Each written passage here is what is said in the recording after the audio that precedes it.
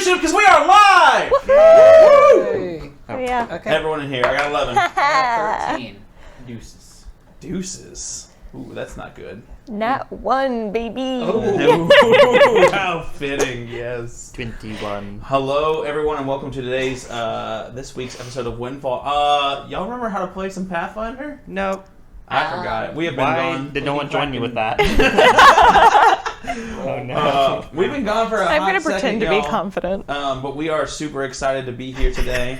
And we are trying out some new stuff with our very first guest star, Ifrit_XD, the legend himself. Yo. How's it going? Oh my gosh. So, like y'all know, we are currently running through our soundboard, and we're going through live audio. So we got live audio, and we got digital audio going on. So, y'all please do give us the feedback as we're going.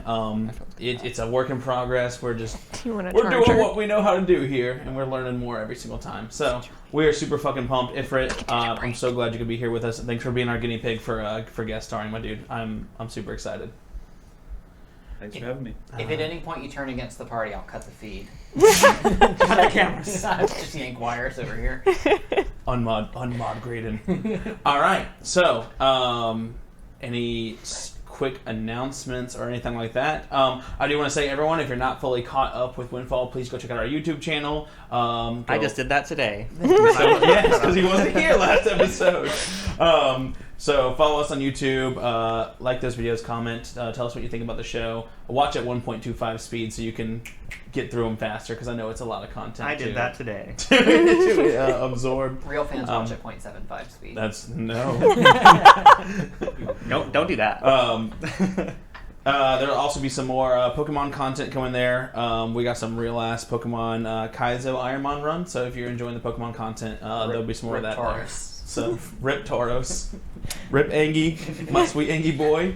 But we'll be doing rip Smooth. I'm still mourning Doug. There will be many more dead Snorlaxes to come. Yes. Anything else that we need to talk about? Enjoy the new overlay that went for a darker theme for our darker sort of arc that we're on here as we move out of Lindywind Lock into our new sort of arc of the campaign. That's all I got. Ifrit, anything you want to talk about? Anything you want people to check out before we get started?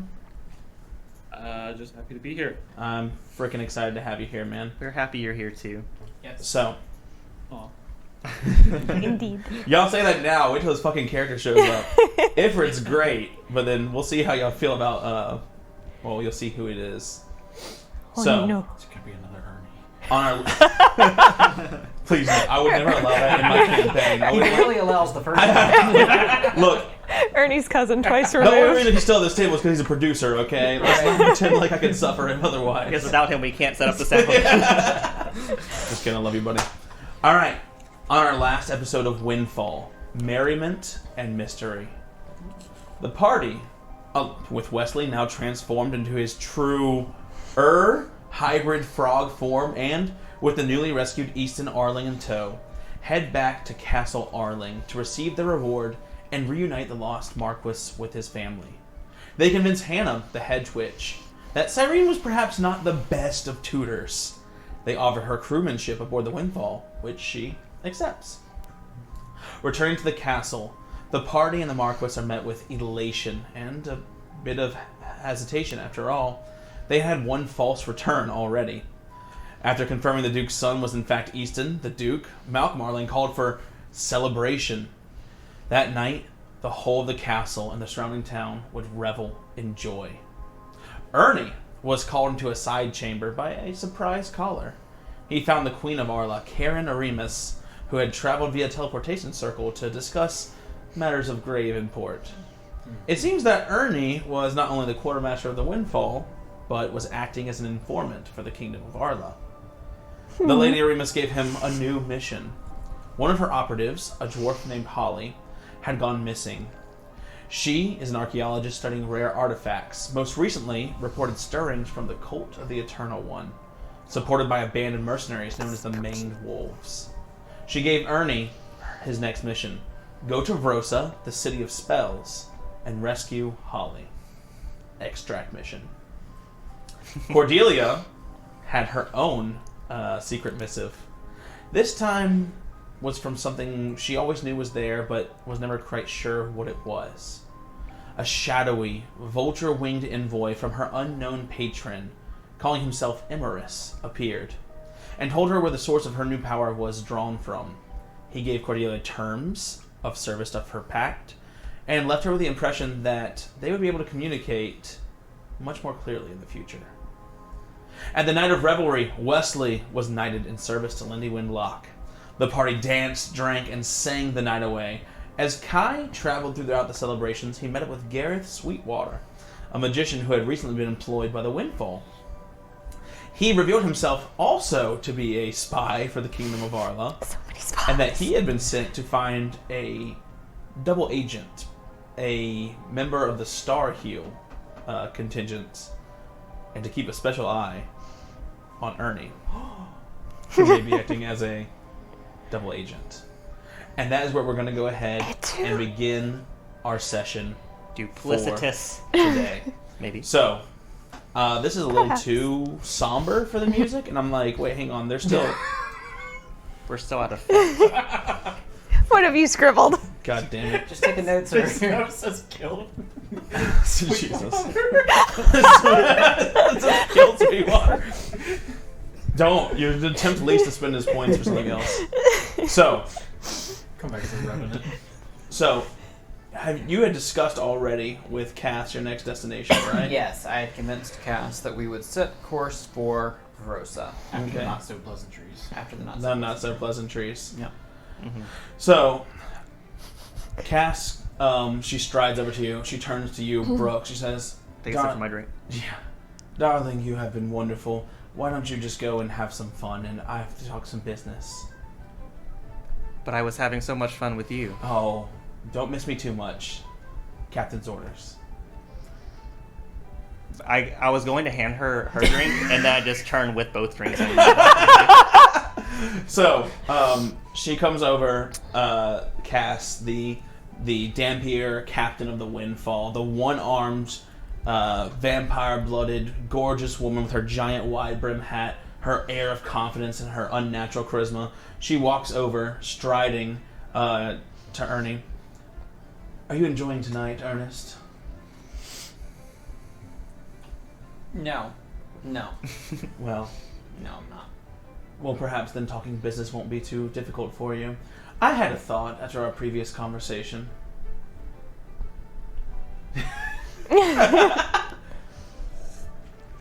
Ernie has visibly had several drinks at this point, and it's kind of squinty. You're you're a smart man, Ernest. What do you know about the Veil? You can roll with misfortune. That's going to be Arcana or Society, your choice. the veil. The Veil. Let's say 23. 23. That does succeed. That's within a force. So, you're aware that in Verosa, the city of spells, it's run by powerful magicians' guilds. It's very magical, the city. And if you don't have magic, you're considered basically worthless. You're you're a giant frogman. They're gonna like you just fine. You're not just a boring human anymore. Looks straight at Brooks. Yeah, but he's Oh not no. bad. So Yeah. she looks. You are aware, of course, about the Veil, and you know, of course, the Veil is basically a giant bubble of spells they put up. It's not impenetrable. It's not like it's a force field or anything, but it's anti-divination magic. It's confusion spells. It's literally woven into the fabric of the city by the 6 most powerful guilds there, and it makes entrance into the city without a guild member almost impossible. Yeah, the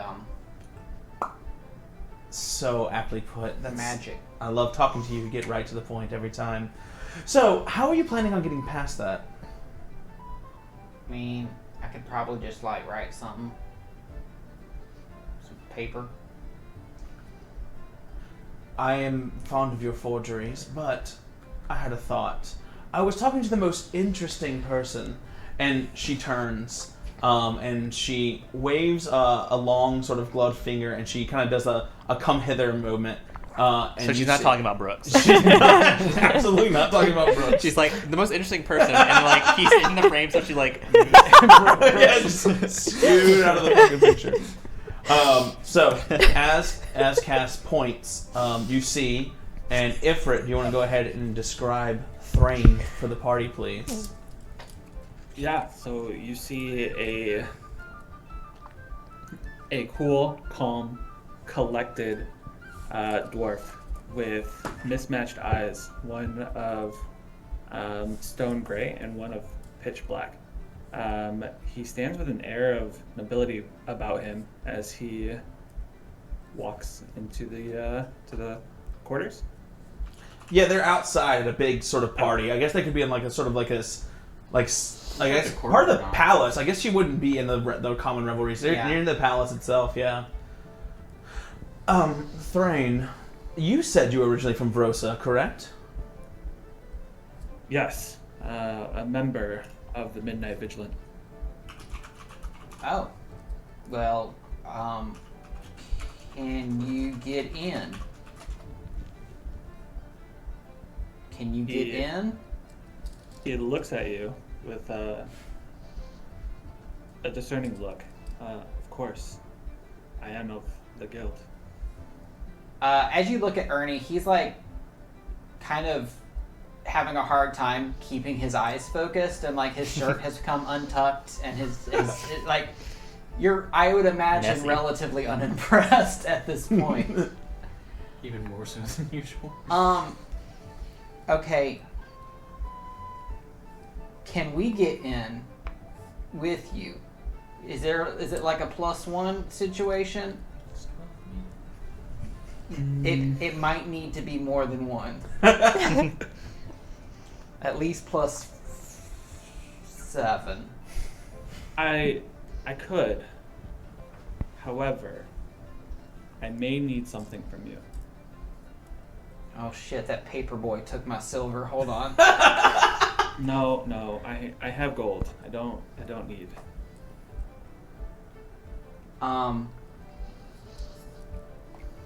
Okay. I'll do it, but it's been a bit, and he starts tucking his shirt back in and like kind of straightening his hair up. It's like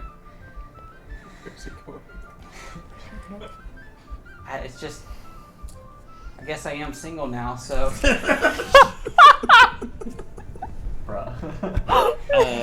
Looking at you, thoroughly unamused. I don't talk about that either. We can call it a favor.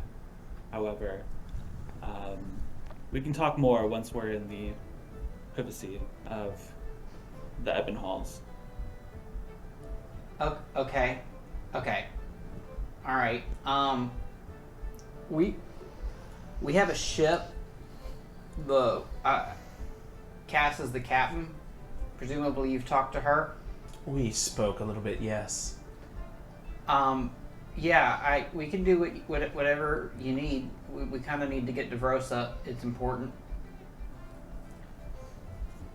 Yeah, we talked a bit, and I think we came to terms that were mutually beneficial.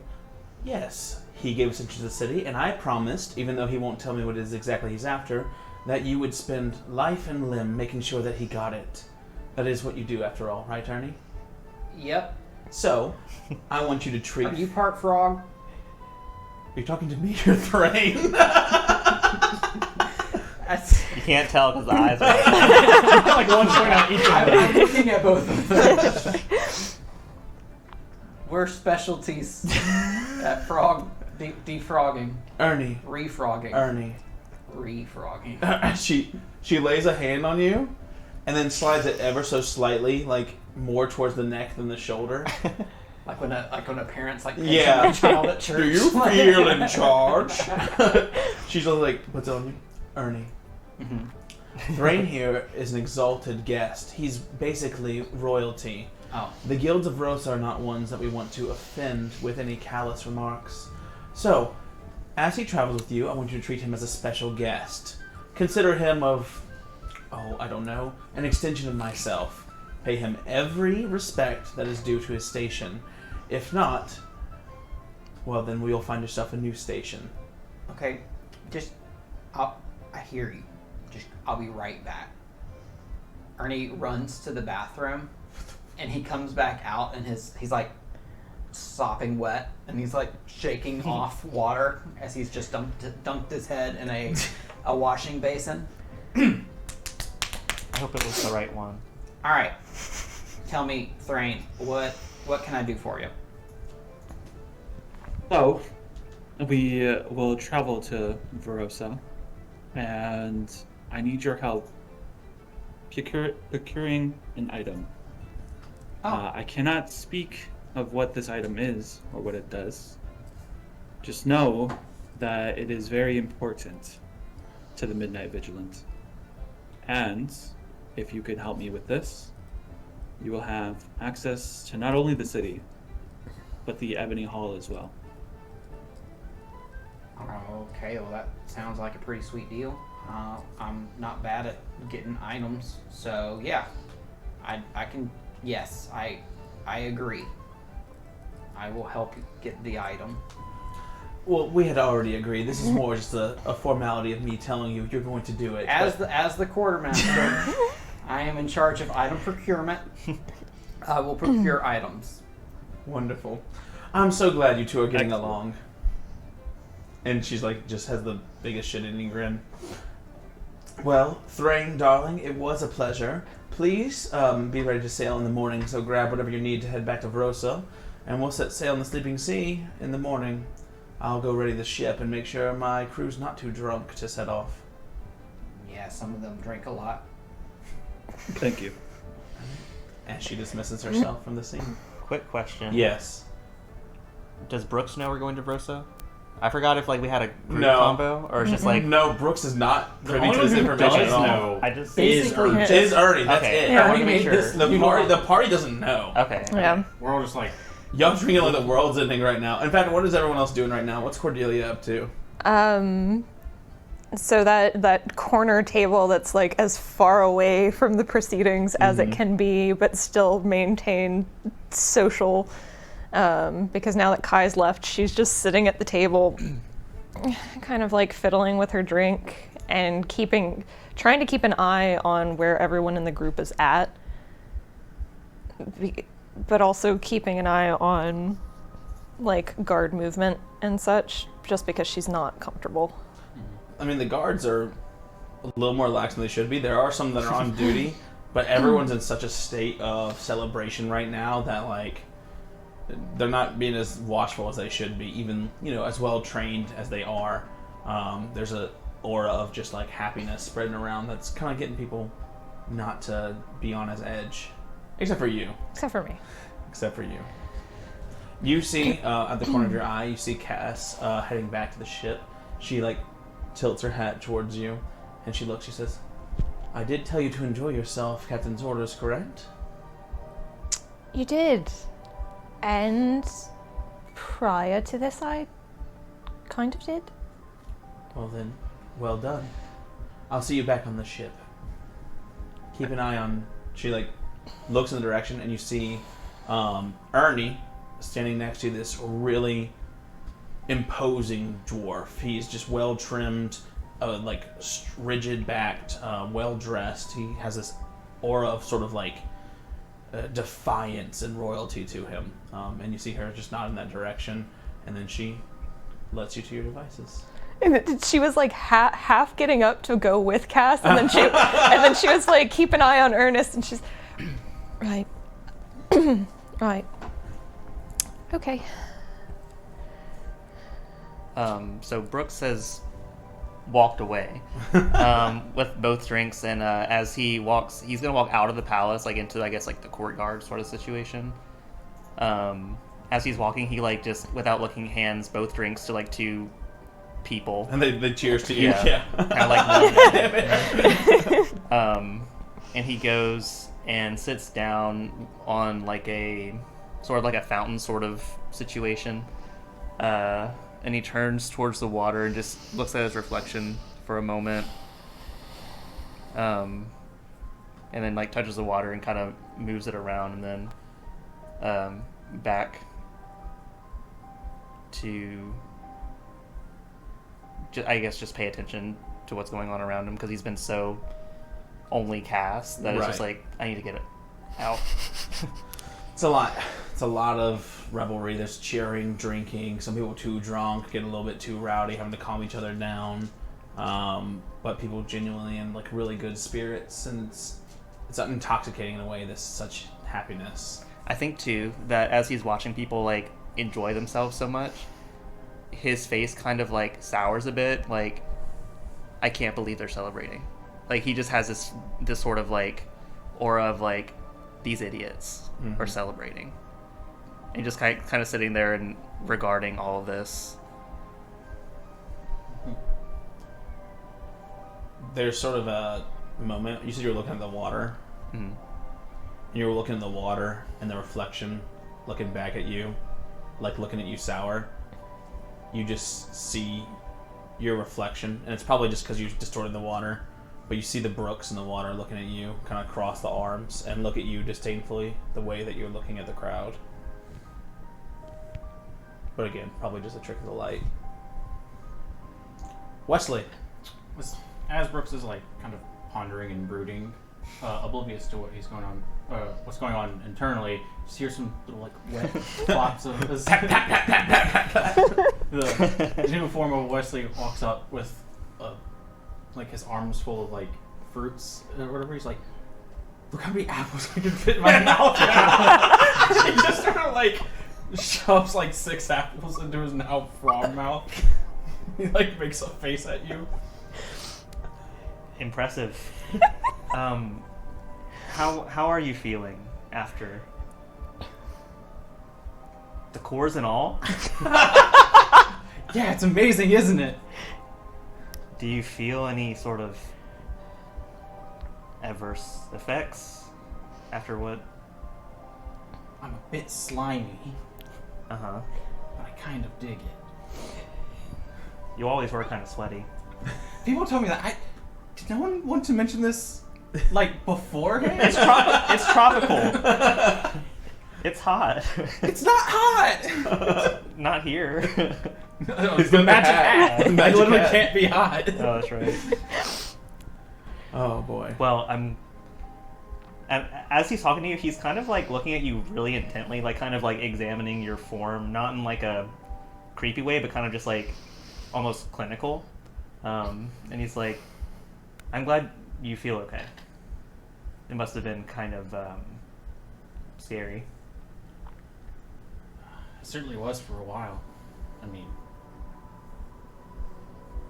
I thought I would lose everything and just remain in a swamp, but we gotta keep going. Yeah, and you saved the little lordling as well. Well, we were always gonna do that. That's right. Do you find that you enjoy these kind of things? These celebrations? Yeah, I mean, kind of reminds me of being in the circus. Just loud, everyone having a good time. A little bit of danger. There always is for us, isn't there? Where do you think we'll go next? The world is your bog, so to speak. Well, I'm not sure where we'll be going next. I'm just, glad we get to go there together. I was worried that we'd have to say goodbye. It sounds like we got a couple more newcomers on board. There's that Sweetwater fella, and Anna's coming with us. Mm-hmm. She seems already set up with her accommodations. But I guess she didn't have much. Yeah, we kind of took things. Y'all literally raided her fucking house. Oh, everything in here is probably dangerous. Don't bring it with you. Loots the entire fucking house. I think we know what we're doing. Oh, this is dangerous. We're You don't want to professionals. bring that with you. We're also dangerous. Yeah. But yeah, I do mean it. I'm glad you're still with us. Me too. I think you're kind of like the heart of the whole operation, you know? That's nice of you to say. Whew. It's getting late though. Can't have constant partying. Whew. Might have to go find a bunk soon. Yes, I think so as well. Cass really exhausted me. She talks about herself a lot. People Which is seem to fine. like her. Yeah, that is fine. Sometimes it's appreciated even to just listen. But it's almost like she asks about herself to learn about you. Like what you think of her? Yeah, it's almost like she's trying to see what she can get out of you at all times. Seems like part of her nature, but I think she's a little frustrated that I won't give her anything. I'm kind of enjoying it, to be honest. I mean,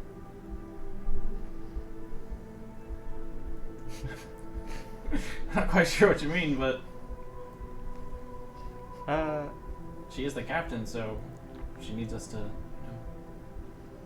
get things done. I suppose that's our job. Yeah, that's true. Although, she ends up, telling us to do something that doesn't quite lie right with us, like we did, bulk against Smelicado. That was pretty fun. In retrospect. Yeah, I don't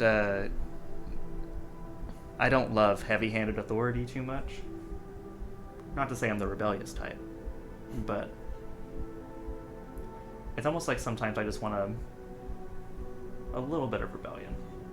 A little bit greedy against the flow, you know? A little rebellion as a treat. A little rebellion has a treat. Just a nibble. Not enough so that they think that you're defying their orders, but maybe enough to make them stop and think. Mm-hmm. I think that's a good thing. That's a good thing. Like, pats Rooks and wanders off, stuffing more fruits in his mouth. Yeah. So, Looks at his armor. so you watch him pat, pat, pat, pat his little froggy flippers patting on the ground as he picks up fruits, sometimes Just shooting the too tongue out adorable. and like yum bum, a whole Yoshi thing. Everyone He's so settles cute. down. You can either rest in the castle, the guest houses. There's plenty of inns that are open. People just sleep on the streets. They're setting up tents. It's just like one of those nights. People are just not going to party the entire night. Those of you that choose to can return to the Windfall to your own quarters. Thrain, where are you sleeping tonight? I'm sleeping in a room from an inn that I rented. Not too far. So, as you settle down for bed, you can see like the hustle and bustle of the city around you, and you can see out in the docks the sort of instrument of your deliverance back to Rosa, where you've been away for so long on your mission. It's been hard to get a ship back, so either this is fortune or another ill wind blowing your way. As you look at the majestic sort of redwood side of this great brigantine floating in the water, you can see the captain, the crew, people getting ready to set sail. And you know that tomorrow, your fortune changes as you move back home. Sleep finds you all, unless anyone had anything else before we wake for the morning. It depends, Cordelia. Did you make sure that I make it back to the Windfall? Yeah. I would say after she saw Brooks and Wesley like toddle out. Brooks does not toddle. I'm trying to push close. I stopped thinking of the top. Excuse you. I don't know, you're wearing your armor, you're kind of shuffling. It is heavy. My movement speed. She would have gone over and kind of gently kind of tried to corral Ernest back to the ship. Hey, Cordelia. Hey there. How are you feeling? Not very good. Not good. You had quite a bit to drink from what I saw. Mm-hmm. Do you need someone to hold I your have, hair? I have less of it inside me now. So you don't need someone to hold your hair. It kind of like gets vaguely shorter in places, but it's not functioning very well. You don't necessarily look like you're drinking to celebrate. I don't mean to pry, but I got some weird news this evening. Don't really know what it means.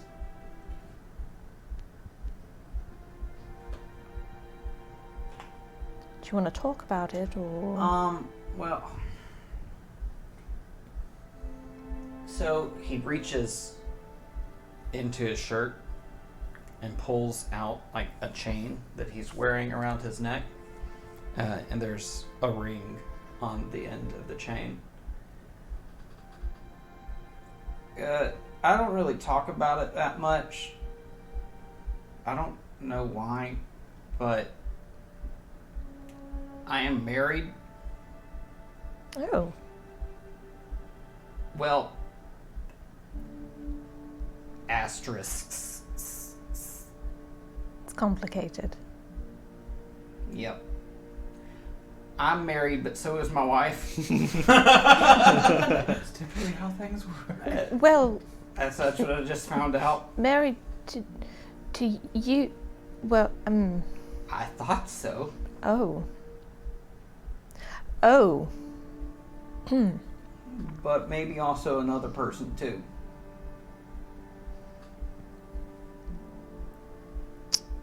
But I don't. Judging off of your reaction, it's not like a mutually kind of agreed upon stance. Well, we haven't talked in like 25 years. Oh. So it could be one of them things where it's like she just assumed. Squatters' rights on the marriage. Do you know if it expires in some countries? I wouldn't have the slightest clue, if we're being perfectly honest with each other. I didn't think it did.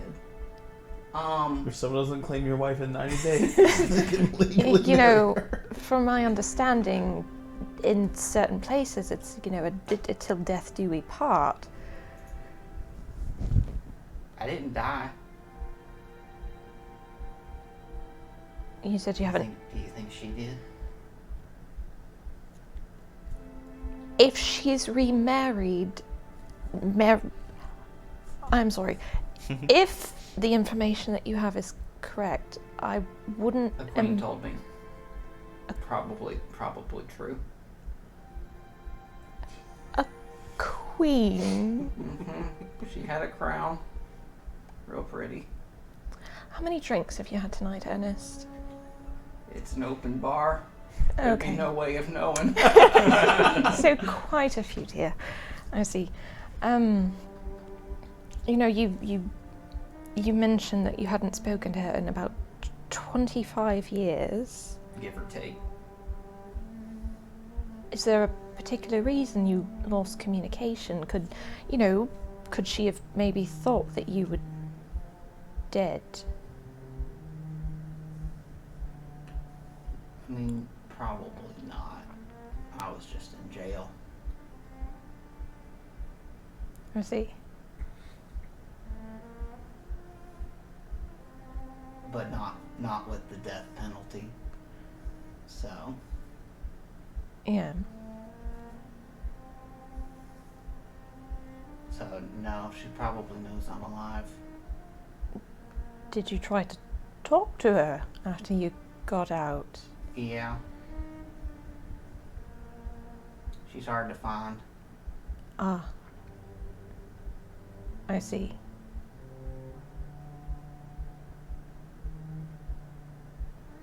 Oh, okay. And smash cut. Ernie, you wake up in the morning. You're neatly tucked in Yeah, bed. you're neatly You're tucked on in your bed and you side. wake The rest of you, There is a bucket. as no one else has anything else, the rest of you are awake. Being back on the open sea, going back into the sleeping sea, gives you all sort of this like sort of chill in your stomach for a moment until you see just how different the Sleeping Sea is now, since that sort of fog has lifted, that weird mysterious aura has changed. It's now as peaceful as it once was. There isn't that sense of impending wrongness, but instead this beauty of these gray-green waves slowly sloshing back and forth, crystal clear blue skies, and a great breeze blowing you southward, down towards the free cities of Satras, the continent of Goldrun. Quick Yes. question. Once we got out of line of sight of the city, Mhm. after confirming with Cass, I would Mhm. have gone ahead and done the private sanctum again. Of course, yes. As you're casting your spell on board, you notice some new crew members. There is, of course, Mr. Sweetwater, who is found himself in the kitchens that morning. He was chopping onions and getting some prep work done, and he made himself right at home. But as you look, he's actually quite excellent. Okay. And Riley was more than content to just move to the side. As you cast the spell, Hold breath. and all of you are like performing your morning duties, all of you except for Ernie, who you wake up, you notice another new person aboard the ship. You see the same dwarf that you had made at the party last night. You see him. I mean, what are you doing on the first day of the ship, Ifrit? You're at sea. Like, how are you feeling as you sail? You know it's gonna be like 2 weeks before you reach home. How are you feeling in this moment?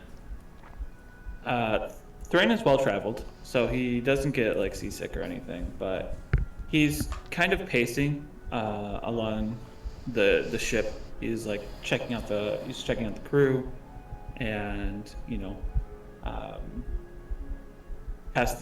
checking out the ship's integrity, and yeah, just kind of scoping out the lay of the land. Let's go ahead, and I want you to just roll. Let's have you roll survival for me, just to kind of like get an idea of what the ship has been through. Oh no. Or hang on, you know what'd be better? If you just roll straight perception for me. Just go ahead and roll straight perception because you're checking out a lot of different stuff right now. Against the bosun's deception. Against the bosun's deception. Well. Good fucking luck. Okay. Rolls against yours would be 10. How do you want me to roll? You can roll with regular dice. We don't. I mean, Oh. clearly no one's going to cheat in this stream. Yeah, we It would be 28. Okay, 1 second. Yeah, you can use real dice if you want. You can use digital dice, however you want to do it. And what did you want me to roll? I'm sorry. Perception. So just add your perception ability score to it. So that would be a 27. 27. That's My- pretty good. My deception DC is 28. Interesting. So, the ship looks damn good. It's clear that it's seen some combat. This is not a like a merchant vessel like you see. You're like leaning against one of the giant holes. As from like a sort of a fighter standpoint, you're like, oh, they only have the one cannon. We should have bought another cannon. I We got, think of that. we have one cannon, but plenty of supplies. There's expert craftsmanship. It's a hell of a brig. Like it's a really strong brigantine. Light load. There is, as you explore the deck, wonders to sort of behold. On the bottom deck, there is a fully, well, not fully adult, but there's like a teenage fire drake that has clearly seen some combat. And there's a little salamander man, like literally red skin, like a 4 foot tall salamander. He goes, hello, as you approach. And he bows to you, giving you some respect. And no one seems to pay them mind, so it appears that that's just a normal occurrence in the ship. It just is.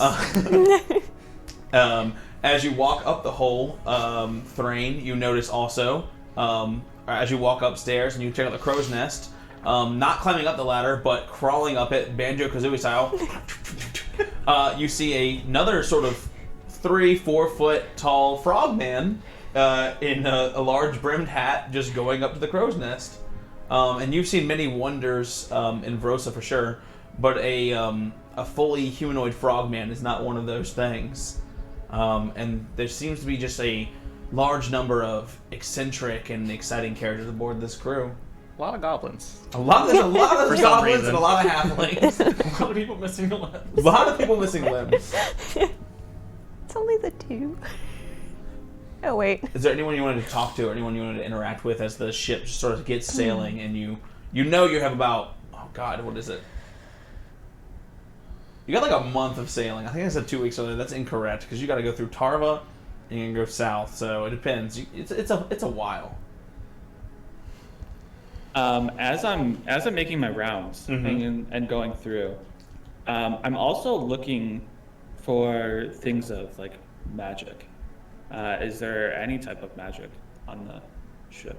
So Yes. many. Magical barriers or weaponry or... So I want you to go ahead and roll Arcana for me, real quick. This would be good. Okay. You just gotta stumble into the kitchen. Things are weird in there. Yeah, things get fucky in the kitchen. The cauldron. The cauldron bumps him saying, out. My hair reaching out and grabbing them. That'd be, what is that? 17 plus 15, 32? Whew, 32. Ooh, buddy. So, That's good. That's of good all stuff. the eccentricities, magic is abundant aboard this ship. You sense this really powerful residual thing that you can't quite place, but with your natural magical tendencies, it reminds you of like some of the more powerful sites of power, to where you're like, oh, this ship, something happened aboard this ship, something magical happened here. But it's like, I don't know, it's like when you walk into a house, you're like, someone baked cookies! There's no cookies you've Yesterday. seen. And you're like walking around sniffing, you're like, give me some more of that. You're just like, trying to find that scent of magic. But it can't quite be traced. As you walk through the kitchen, there's a little bubbling walking cauldron going around stirring itself as it makes food to all the guests. And it's walking around and delivering its own the stew to everyone in the morning. You detect strong magical presences in lots of little places. And you notice as you go, where are you weaving your spell? It's usually on the deck of the ship because she'll touch the mast, so that way it radiates out. You do see and sort of recognize this sort of anti-divination, this anti-spy spell being cast. You see this very, very skinny, what looks like an elf. Actually, go ahead and describe yourself, Cordelia. Yeah, you see a rather tall, and again, she looks like an elf, but something's just not quite right. Features are a little too long. Her face a little too narrow.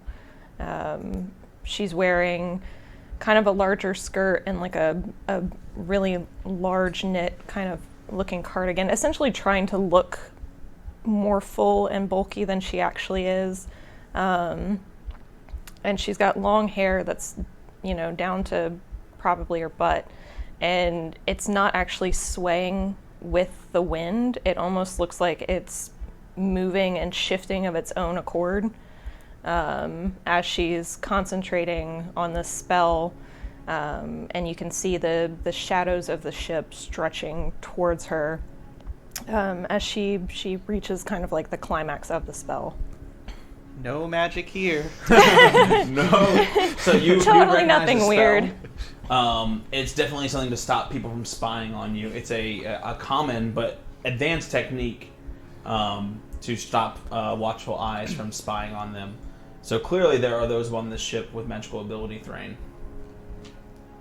So upon seeing this, I narrow my eyes at the sight for probably a little bit longer than I should. And then as I guess I'm climbing up the mast to see the crow's nest, I stand at the top looking at the ocean, not regarding the frog person next to me, but I do speak to him. What are you? I say, That's kind of a big question. Just fucking out with it. He just like looks at him and is like, I'm Wesley, and like reaches out a hand to shake. I nod, but still not really looking at him. He like kind of like looks around hesitantly and like noticing your eyes. He's like, "Oh, you're like Cordelia." The eyes. There is something familiar about her, I guess. Maybe. Yeah, the eyes you both have. And magic and probably other things. You want them spellcasters? He speaks plainly. I dabble. We got a lot of them. I don't know if you met him, but the big guy, he shoots spells out of his gun. I've seen magic like that before. But he like kind of looks stumped, like run out of things to try and impress him. Do you know how many apples I can fit in my mouth? I don't have them with me. It's like But it's at least 6. Wesley's like, I've never met someone I can't friend before. I don't understand. Well, now I'm sad. You want to borrow my spyglass? So what is it? What is your job? What do you do? See, that's the cool part. They never actually gave me one, It's true. so I gotta just do whatever. So you hang out here to avoid labor?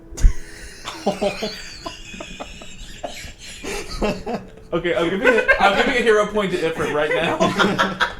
Oh my god. It's like, I mean, I was never really put it that way. But I guess. I mean, if they need my help, they'll just call for me. But like I don't have the magic. I'm not really a good cook. Okay. I I don't understand. really know how to stitch someone together, although I have. He like pulls out one of his, like an herb from like a flower on his lapel. You got these, but And what does that do? so he like takes his blade, cuts his palm, eats the leaf, and it heals the wound. You watch the cut on his hand just heal up and close as he eats the leaf. Interesting. What are your thoughts of your crew?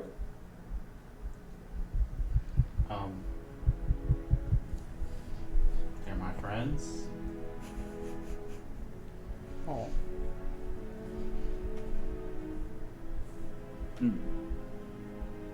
That's it. Just friends. Were you expecting more? Like, You don't have They're- any they're my- opinion on your friends? oh, what are you looking for? There's Ernie. He's small and He said small first. It's my brand. He's a little birthday boy. he doesn't look like it, but he carries a lot of authority with him. Cordelia, she's really nice and really dangerous if you get in her on her bad side, I suppose. That's not phrased right. You see, we're kind of an adventuring sort, and we've run into trouble. I'm trying to say she's good at helping us get out of trouble. Kai, he's the one with the gun I mentioned. He's kind of gruff, but reliable. Brooks, he's always busy fixing things on the ship. Seems like a noble sort, but like he always seems like he woke up on the wrong side of the bed. A little cranky.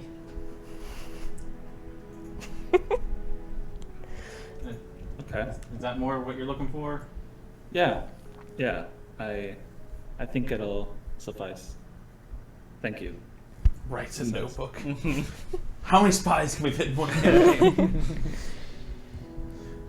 So, anything else, Thrain, as you're like just getting like sort of a beat on the crew and the ship?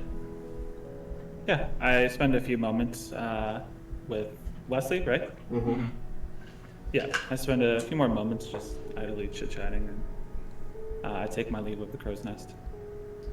And after the least pleasant small talk you've ever had, the dwarf does leave you. I'm going to kind of skip us ahead here. I did want to do please. something. I forgot. Is Kai the navigator now? Yeah. Okay. Yes. And you are also promoted. Do you remember? You're the first mate. Am I the captain? No! You're not the captain. Am I the captain? No. Under. You're So captain. I will go to. Is that from? AKA the first mate. Yeah, I'm gonna go to I guess Kai as he's navigating, and through the course of like the travel, I'm going to be casting Wanderer's Guide to give us like a good to assist in giving us a clear route to our destination. Avoid some rough waters. Okay.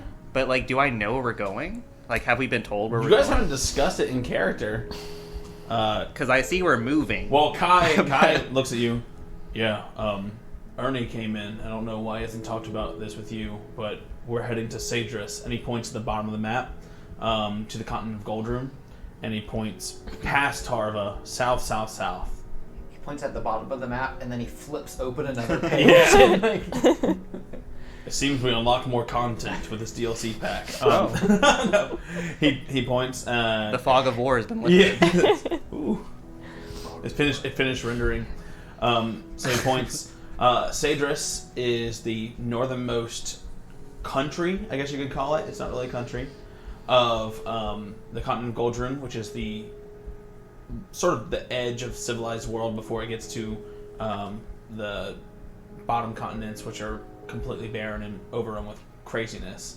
Sadris is not a kingdom. There are free cities there, and each city has its own laws, edicts, and they run stuff their own way. You have no protection if you do not have protection from someone in the city. So banditry and like wild outlaws are all up in there, and then there's like 4 habitable cities, and that's essentially it. There's a lot of good money and trade and crazy wealth to be made in the free cities, but it is like crazy dangerous if you do not have like a whole caravan moving. The entire center of the country is considered like Badlands, essentially, where you can be taken over by a roaming group of bandits at any moment, because there's no one's going to take care of you, no one's going to protect you but yourself. Vrosa is second most northern city. It's on the edge of the Ashen Coast and the Marrow Coast. So it is like a port city. It is a port city, but there's no port. So it's not a port city. It's on the edge. It's close, but you can't just walk into it from a port. You'll see when you get there. Okay. I walk up to Brooks and Kai, kind of nod towards where Thrain is. Who's the new guy? I mean, I don't think Cass even probably would have said anything to me, unless she's like, "There's this new like guy." I was under the impression he was a special guest. We were to escort him Yeah. to Vrosa. Okay, I'll have to introduce myself at some point. Better go do that quickly. I think he'd want to know. So in that case, how much do I know about Vrosa specifically? Is that like You can roll Society, you can roll Arcana, or that's it. much better? Or Occultism, actually. They're all the same. I'll do society.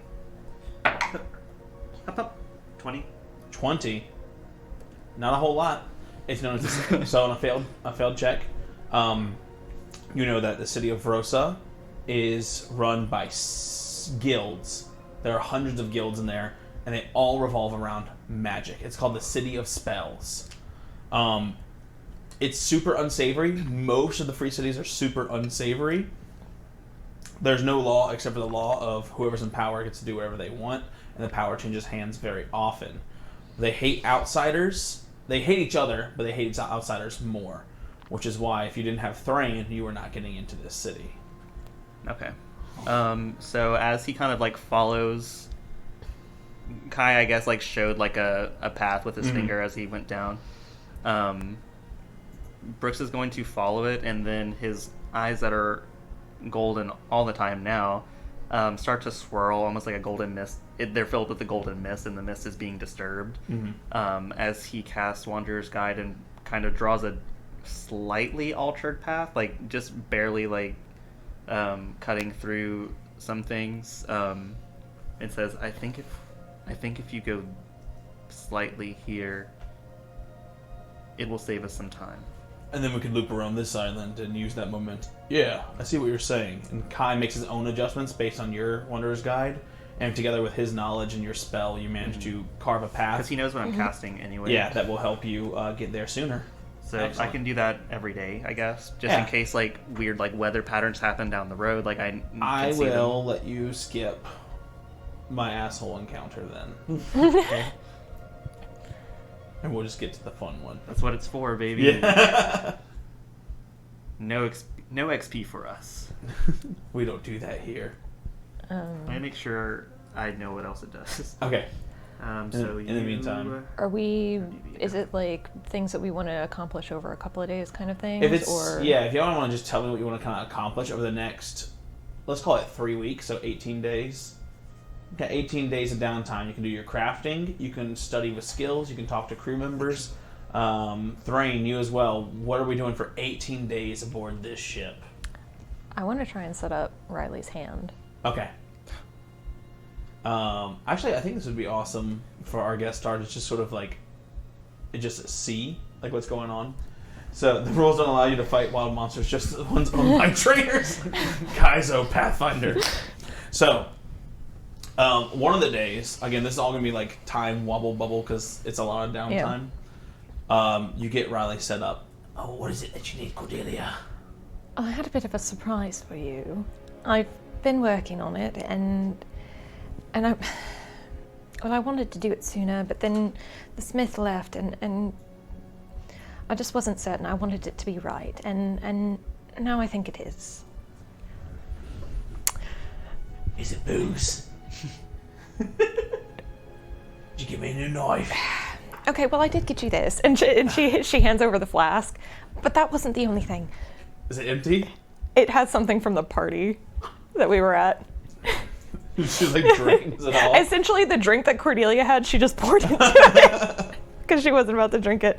But then she'll pull out, and it's the skeletal hand, and you can see that at this point, any of the scarring that was on it has been filled in with kind of a silvery metal that kind of vaguely shifts with magic, and the runes that she's carved into it.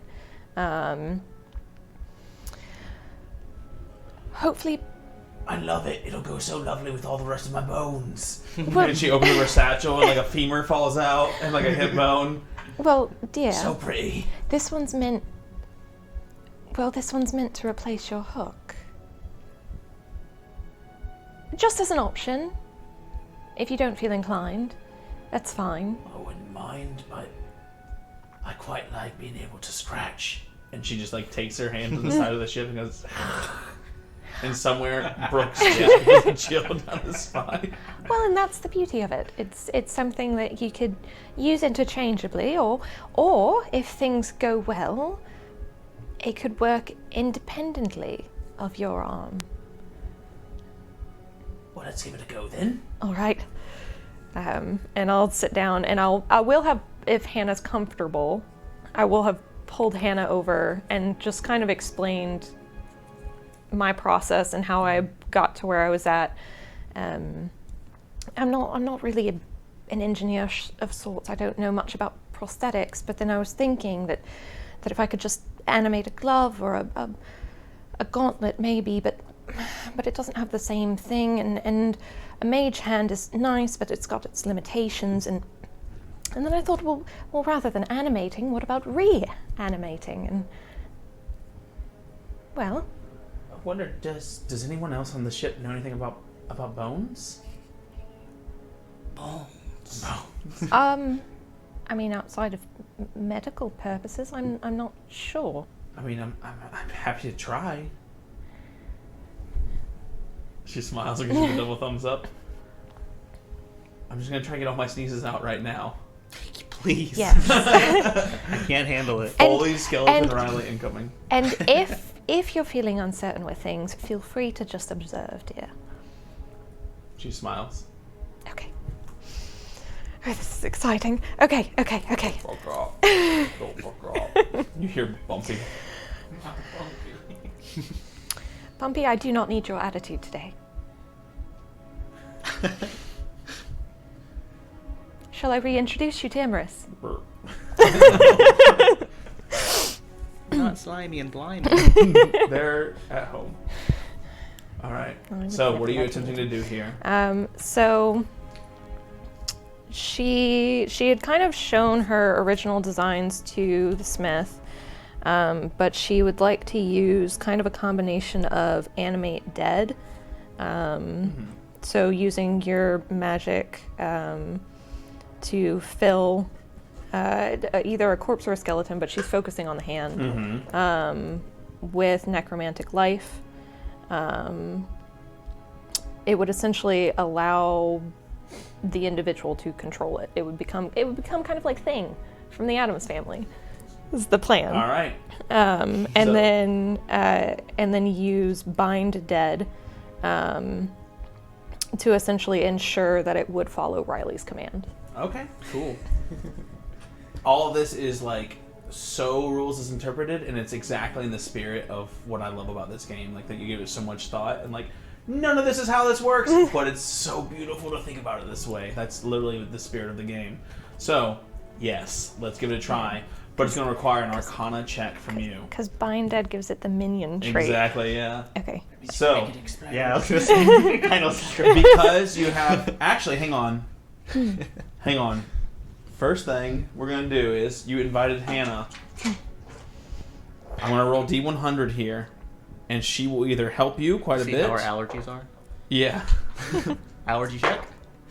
Okay, she rolled a 52, so above 50 means she helps you. Oh, and thank not hurts gosh. you. Thank God.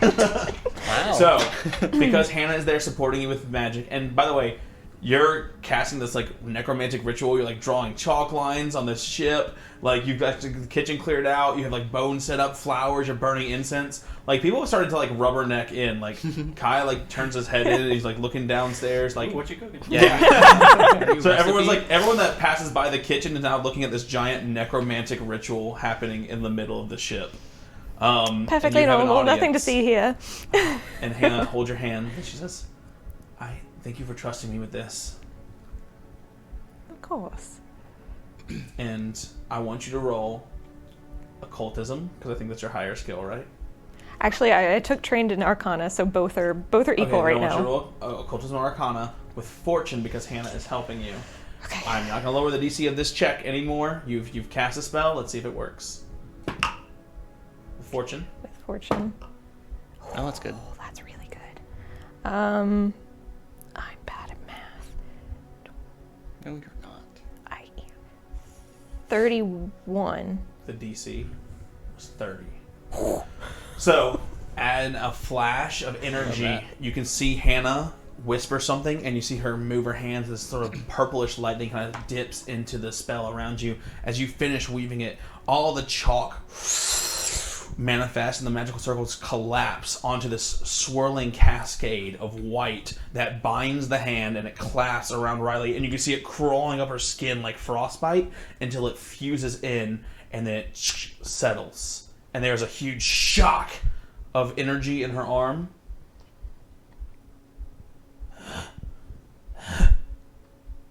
And she closes her fist. Cordelia. Yes, dear. And for the first time in quite a while, you don't see this very often, she takes off her creepy sort of Hannibal Lecter leather mask, and you see the halfling woman that's beneath, and there are tears welled in her dark circled eyes. Oh, don't cry. I'll cry, dear. Thank you. Of course. And she goes over. Let's see if this thing can hug. And she goes over and she grips the bottom of your It's like, skirts. oh, and still she hugs scratches. you. Yeah, I'll give her a hug. And there's like like from the peanut gallery, you see like Flintlock Wit and like some other they cry. They're like, what a moment, what a moment. And Kai turns like to, I guess Wesley is looking too. Is like, I didn't know necromancy could be so beautiful. Magical. And they sort of disperse. All right. Go ahead and take a hero point for that. It was lovely. All right. So Riley has her hand now, and she quickly puts her mask back on. All right. Anything else anyone wanted to accomplish in the next coming weeks? Any sort of missions or scenes before I move us along? Missions. If you have downtime stuff, you can feel free to access that without letting me know, like crafting. I just crafted something. Yeah. What you got? I can't craft it myself, but I wanted to see if there was anyone on the crew that could turn the poison supplies into like applicable poisons. Yeah, I'll say you can. There's got to be something on the ship. Riley. Yeah, I was gonna Riley was say. the one I was trying to go Manticore, to. yeah. So after Riley has her hand, I'm gonna say you can take the poison supplies, how much gold worth you have, and transfer it to any equal poison from the shop. Cool. As long as it's level 8 or below. Deal? Sounds good. Good. So you can take some time to do that. All right, Thrain, Ernie. Anything else for us on the coming weeks? Preparation spells. I scenes? crafted a coin of comfort. Okay. Just, I rolled for it and I critically succeeded. Okay. So What's a coin of comfort? I don't know what that it is. is a nice little coin that makes me not feel scared when I rub it. They're there. They're there. You made yourself a stuffed animal, Yeah. but it's money. Yeah. Okay, I'll rule that it only works if you say "my precious" as you rub it. Okay. Fair enough. Don't do that. They're watching. Thrain, anything for you on these next sort of 18 days on the ship? In fear of my blade being dull, I just practice my dueling, and I'll spar with any of the crewmates that wish to, or just show them a thing or two about magic and dueling. Interesting. So, I guess Brooks, you would be the one seeing Thrain, and you see the way that he moves. You want to describe the way that you sort of perform your swordsmanship, Ifrit? I don't want to take that away from you. What do they notice whenever you're performing? What's the style? What do they see? So it's almost artistic in the way that he duels. It's like a mix of fencing and a couple of different other sword styles. It's meant for one-on-one combat. He deftly intertwines his magic with his dueling, and he fights with an air of confidence that you've seen throughout the entire trip so far. He almost seems to never break his confidence, with each swing almost meant to demoralize or intimidate his foe. Yeah, at one point, Mr. Darrow politely accepts a duel, and Mr. Darrow is no slouch. You've seen him fight, but it takes only a moment. Thrain doesn't even cast any spells, so you know he's capable because he's been candid about these things. It's very swift. The way he holds himself is elegantly trained, precision striking, no wild anger. Mr. Darrow is quickly disarmed and yields within 3 rounds. It was very quick. There's pretty impressive there. If my trick ankle weren't acting up, I think I could give you a run for your money, but gosh, fell down them stairs earlier. Oh, no worries, he says, barely acknowledging your set skills. It's okay. If you need to see a healer, I have practice in medicine. I could help you, I guess. I think it hasn't really healed from magic ever since the witch cursed me. You fought a witch, he says. Yeah. Yeah.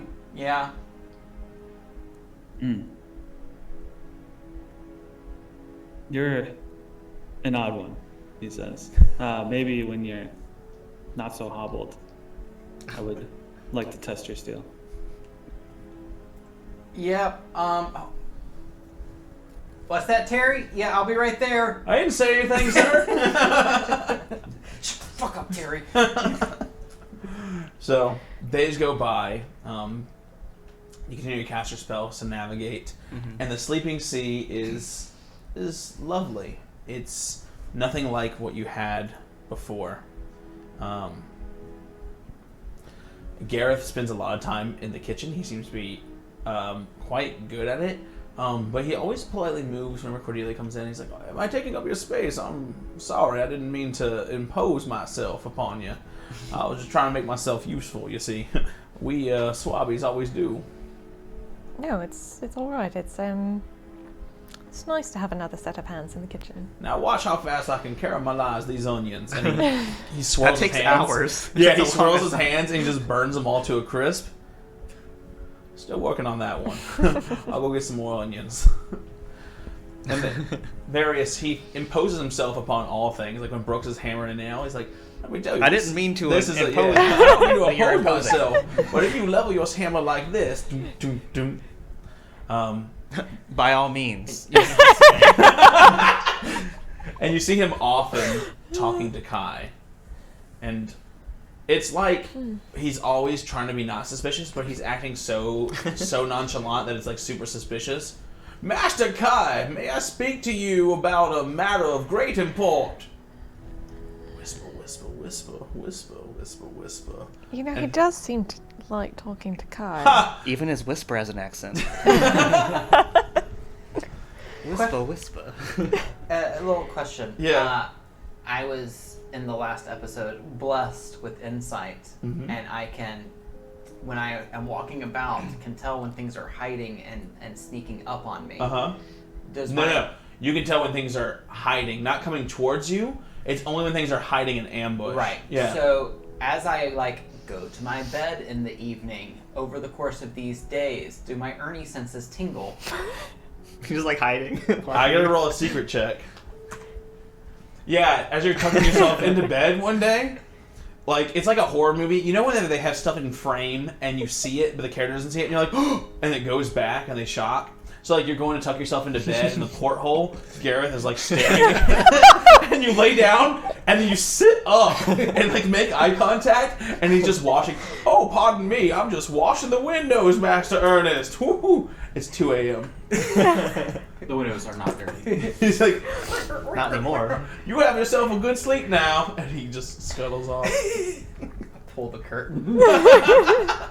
I suddenly feel less comfortable as a man on this ship. Ew. The days are easy.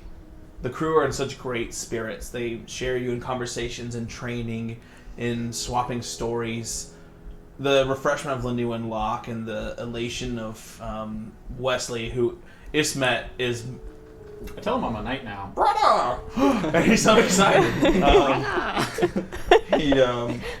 He just really enjoys like your company. He always did, but now he's like also slimy. Yeah. Enjoys you there as well. The days are easy and heartfelt. It isn't until Couldn't last forever. shut up. Not allowed. It isn't until let's see. It isn't until the 18th day when the Marrow Coast is in your sight, Sadress just in the distance. You, Thrain, have been called several times to help with the navigation, as these waters are tough to navigate. The Sleeping Sea is itself calm, but we are now out of the Sleeping Sea proper. South of Tarva, it becomes wild waters. Tarvish, warbands, there's merchant ships going in between, all around the Yearning Sea, going into the Sleeping Sea. There's explorers. It's a high traffic area, but not all that traffic is good. Pirates exist all around the southern part of Asoa, along the Yearning Sea up to the north of Sadress, where the mercenary bands make pacts with them, sell, buy, trade. Sadris is constantly in conflict, and it's not like Arla where you can freely travel from one place to the next. One place might accept traveling papers, another might shoot you down for having the wrong flag. Right now, you're flying colors of what, Quartermaster? I believe we are still flying the flag of Melicado. Excellent. Okay, cool. Degeneracy. So, yeah.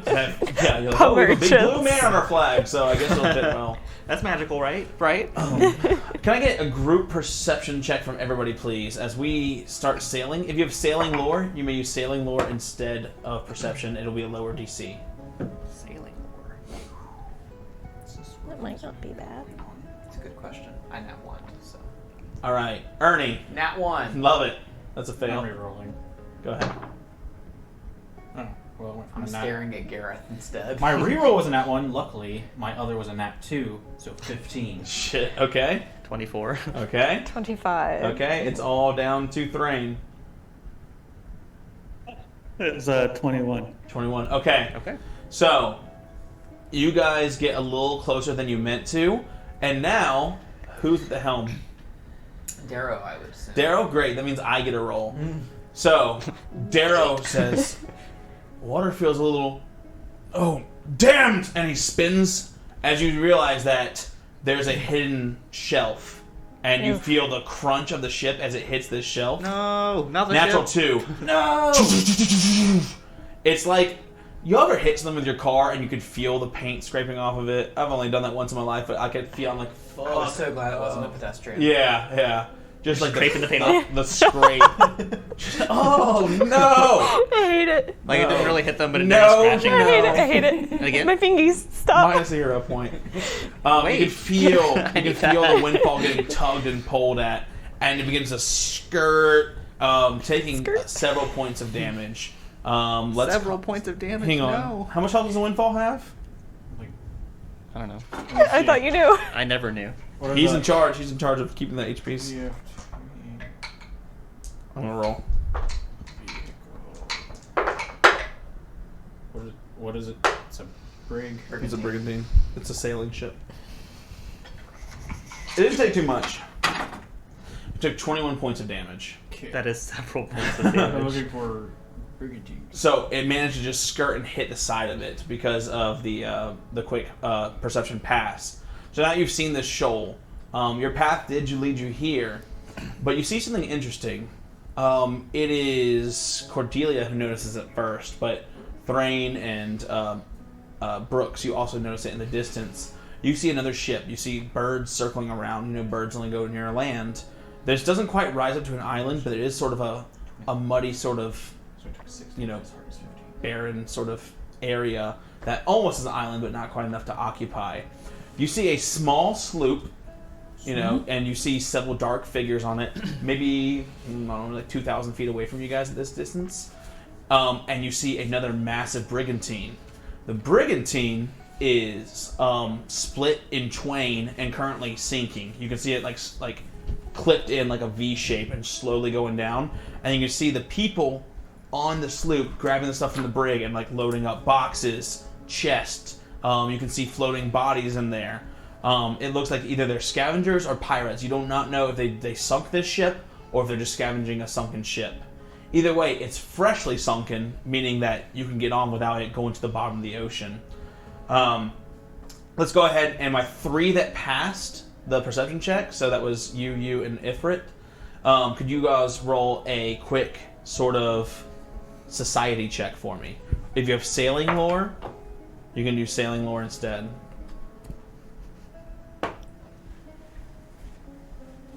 21.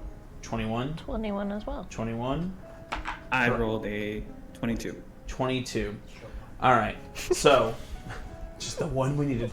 All 3 of you recognize a flag, or you see a flag. I think only Thrain would recognize it, but you see the flag.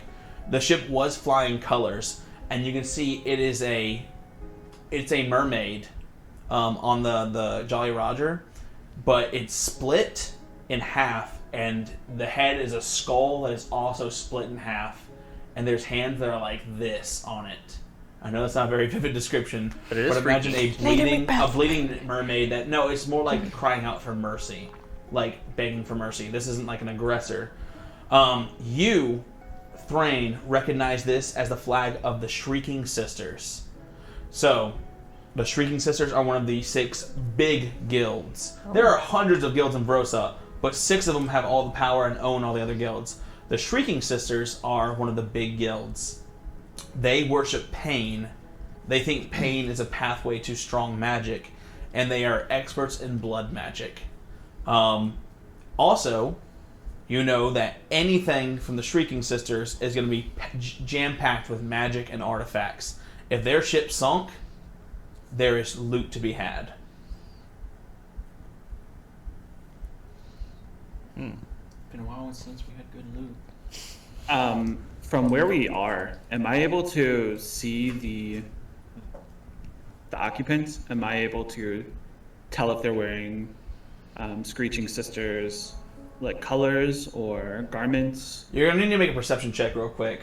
Just to get, like, you passed the first one to notice this ship, but I think you're going to need to make another one to actually discern what's going on.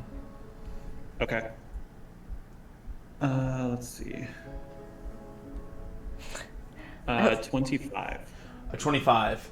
You can make out what looks like, standard Corsair shirts, some doublets, nothing particular colored. There's no tabards, there's no artistry to it. In fact, they seem strongly non-magical. And based on the level of their ship, which is just a good sloop, but nothing extremely expensive, there's no way this crew is from Brosa. To you, it looks like the Salty Boys, which is a name all of you would recognize. It's just like your run-of-the-mill pirates. They're one of, like... You ever play an MMO and there's that guild that just takes in everybody, all the low-level players? Like, come on, everyone join in. That's the Salty Boys, but for pirates. They're like, are you willing to pillage? Get on this boat right now. It's a great franchising opportunity. Yeah, like, straight up, they're like, you have a boat? Like an MLM. You have a sword? Get on here. They're your boss. Oh, Timony. They are like your straight up like run of the mill pirates. There's no way they took the ship down. So, as you realize it's Salty Boys, you need to realize 2 things. I'm not saying that they're weak or anything like that. There could be some dangerous fighters, but they're just sort of like Looters. The scum of the earth kind of deal. But they're definitely not the Shrieking Sisters. The Shrieking Sisters are the ship that's sinking right now. It looks like they're looting something that sank from some other accord. As we're watching it, Cordelia's handing to the usual crew potions of water breathing. And I don't know. We're watching this and we're taking a long while to watch it. Something tells me we're going to get involved. What do you think, Thrain? Should we approach them or let them be? I see no signs of other than the flag. I see nothing that says that these are a member of the Shrieking Sisters. That flag that they fly is the flag of one of the major guilds in Verosa, but these people are not of that. I'll leave it up to you. I'm done for a little fun. Fun.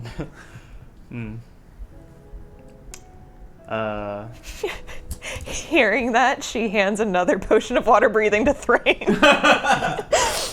She's like, okay. I'll accept it for sure.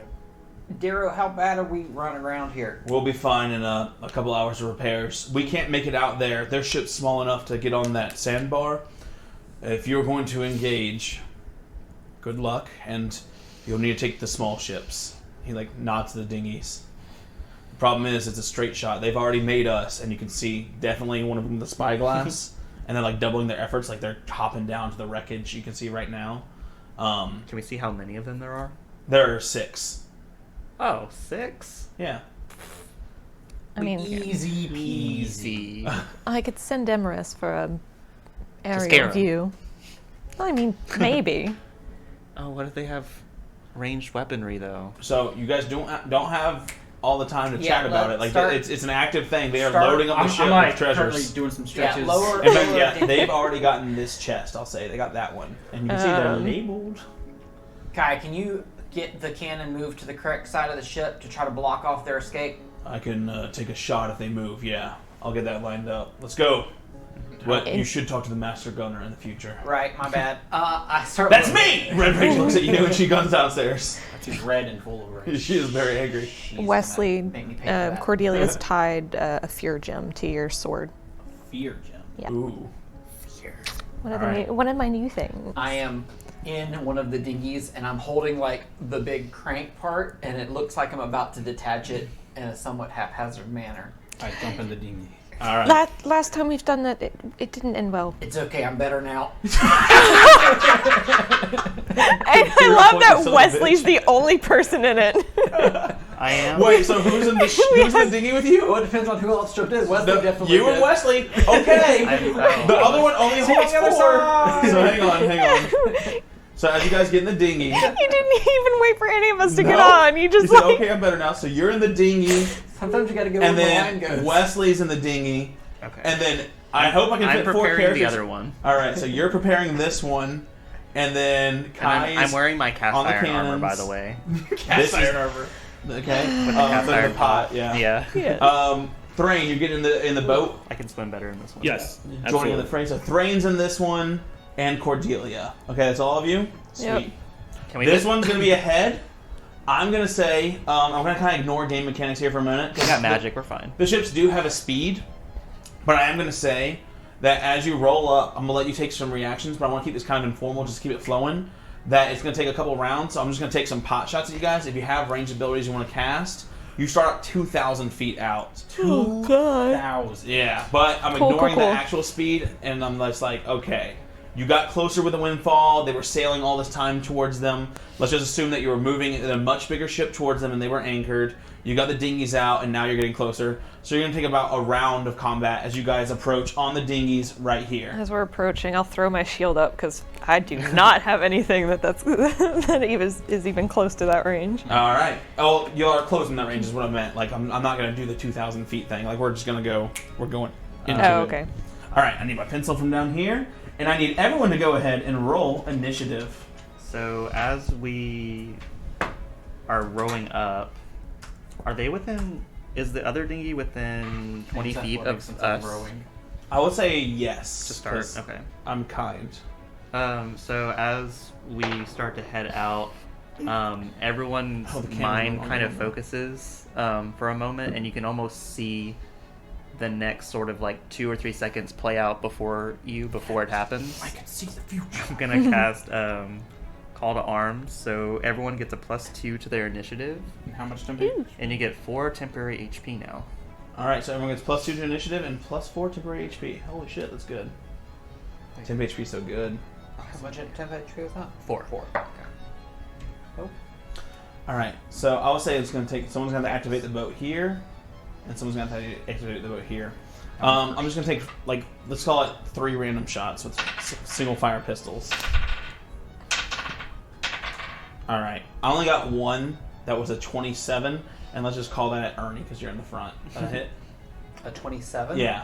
He just pulls out a single shot pistol and I dodge out of the way as it comes to me and use my reaction to boost my AC up enough. that- you see them drop the pistols and draw out swords and get cutlasses. Like, damn it. You say, grab the rest of the loot! And you can see they've got a barrel on board already as well. And then this one is moving over time to towards be pirates, this y'all. loot over here. Merchants. This one's over here. And there's the guy that's giving orders. All right, let's get some initiative. 35 to 30. 34. Wow. It's Wesley, Our boy's Captain. fast. Ernie, then the captain. All right, 30 to 25. I got 24. I got exactly 25. All right, that's going to be Thrain, Oh, and then I had 24. and then that's going to be Cordelia. I had 16. Then it's going to be Bosun. Then everyone else. That is Pirates. Last. Brooks. Well, everyone else could see the future, but I couldn't. Yeah, I guess You're so. too busy sharing Yeah. your future. You're like, oh, I forgot to look for myself. Wesley, you have initiative. All right. If we're way far out, I guess I'm just gonna row as hard as I can. Okay, go ahead. It's just athletics it up. Mm-hmm. 25. Trying to figure out 25. what all I have range on. Just spend all my actions that I need, huh? Or I think you only need one. Oh, there you are. There you go. No. 1 action to row. And your dinghy is not latched, but it boom bangs into the side of the sloop. Oh. You can see the salty boys looking at you. It's all shit! Back the fuck up! We were here first! Well, I'm gonna leap onto right in front of that one right there. Boing. And then It all I'm makes going sense to now. attempt a disarm. Okay. That's a regular ass pirate. And his arm falls off. Athletics versus, I believe is it reflexes or is it athletics for? You seen the one where it was like, I'm going to Disarm disarm him and then I'm versus going to his beat him with his own reflex. weapon. Okay. And they were like, he's an Yikes. unarmed fighter. Did I stutter? I got a natural 19, so it's a 38. That's a Oh. crit. It's I'd hope completely so. knocked out of his hand. Okay, so you watch as he pulls out his cutlass. Avast! It's you smack it and it just flies into the water. Now what? That's all 3 actions. Okay. So the guy has no sword I think anymore. you've done enough. He doesn't have the sword just fucking falls in the water. Alright, he has a dagger aside, he's like glancing at it right now. Like, yar. Alright, Ernie, Avast. your boat's here. It's not secure, but it's right here next to this group of enemies. Okay. The chest that you said that they just pulled out. Right here, about 25 feet from you. Is that a metal chest? That chest is made of wood with metal bindings. Okay. And Freddie, if you need to see the battle cam, I guess you can pull it up on the stream. Is one Yeah, of I've had the stream the whole time. Okay, good. Okay. Just blow Yeah. something up. Yeah, it's. I think it's Is it got. I time? think the metal bindings is enough. It looks heavy, right? It does look very heavy. All right. Yeah. Heavy. Oh. Ernie is gonna run to the metal chest Uh-huh. while ripping a handful of scroll pieces out of his pocket, and he's gonna speed read it as it's running, and his eyes kind of flash. And well, I am gonna trick magic item first of all, so I'm trying to read this scroll.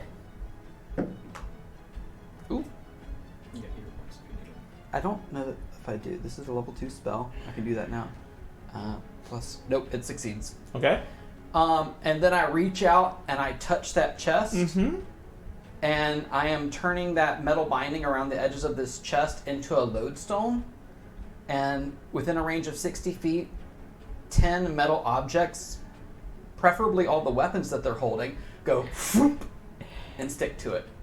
So is that you attempted disarm against them? I am turning the chest into a lodestone, so I'm making a disarm against a bunch of metal objects that they're holding. Go do that real quick. Okay. Do that. How what's the range on that metal? 60 feet. And it's So that hard includes to the gold. choose. So So it- do you want the gold or? I want the weapons in their hands Okay. to fly to the chest. Holy fuck. Yeah. So it's a like, you sure you don't want the spell gold? attack versus It's a their spell reflex. attack versus their reflex DC. But I'm not great at magic because I don't know magic. So we're going to see what I do here. It's going to be plus 10s to these rolls. That's a 24. That's a 21. That's a 22. Can you just roll 3? That's a natural 20. Okay, let's just roll the first 3 you had. 24, So we'll go- 21, 24. 22. We'll go pirate, bosun, captain. So pirate was a 21. 24. 24. All 4 of the pirates, their weapons they're holding, all their scimitars, ding, go to the metal bindings on the chest. Okay. Cool. Then there was the bosun. What would you roll for that? 21. 21. Fing! The bosun's sword flies. What the fuck? And then the captain, you rolled a. 22. And it's against reflex, right? Yep. Reflex. Where you at? Reflex 22. Bing! Every single one disarmed as the metal sticks to the side of the lodestone. You think you can rob the Shrieking Shit Sisters and get away with it? There's a there's a pause. Wow. No. Who? And you see that realization. We have to, and then you look and you watch as the metal that was all the weapons just begin to melt. Everything on that box that you sucked up begin to melt. Wesley, that's not part of my spell! Little bits of molten gold begin to drip down the side, and you hear. And you watch as the chest kind of snaps open, and you can see molten gold inside of it, and this silvery substance bubbling out and absorbing the metal and corroding it instantly. You see this giant ooze emerge and immediately absorb all of the metal bits, sucking up all of the bits of iron and steel and gold that was in the chest as it absorbs it. I start rolling the other way. You do a drive-by. And were as you it, turning? you watch as it comes out, you can see inside of it these little dancing blue lights. And you watch the blue lights go these 5 bits, and they go, and it surges with energy. And then you hear, and you watch as everything begins to twist and turn, and you hear wood begin to, and the ship begins to sink even faster. You activate some kind of curse. Cool. All right. The captain's turn. Abandon ship! Don't let him take our ship. He is going to stride. 1, 2, 3. He's going to get moved here. He's going to jump into your dinghy. If he's trying to get into our boat, we're trying to stop him. Okay, go for it. He's trying to get into your fucking dinghy. 29. They don't have any AC. weapons. To AC that hits. Okay. Okay. He has a trait called bravery. Fuck that. I mean, it wasn't crit, so it doesn't stop his movement. Yeah, he's going to go.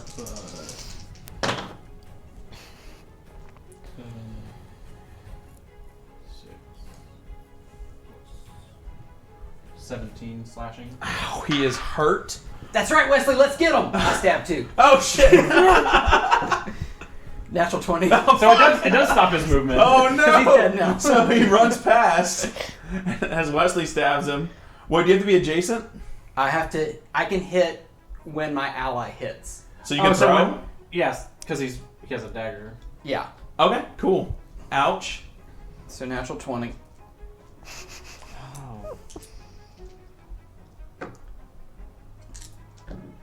I mean, he's gonna die. I don't know why I'm doing this.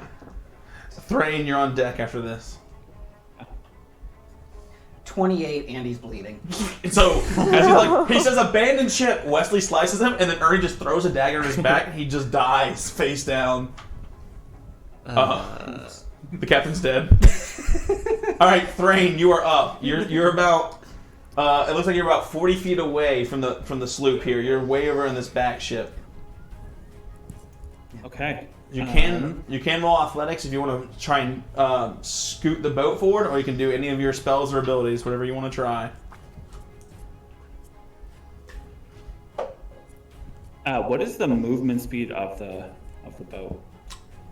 Movement speed of the boat, rowboat. I might be able to pull it up first. Rowboat. Rowboat. So the rowboat, it's 20 feet, and it takes a DC 16 athletics check to move it. So it's 20 feet. So it takes 2 actions to move it over to the ship. Okay. Can I do that? Yeah, absolutely. It's going to take 2 of your actions. I want to say that the athletics roll is so low that I'm just going to... I think with sailing, like, you can do 1 roll and spend 2 actions to move twice. That's right. I'm just going to get it moving, though, just to keep things flowing. We lost an oar. All right.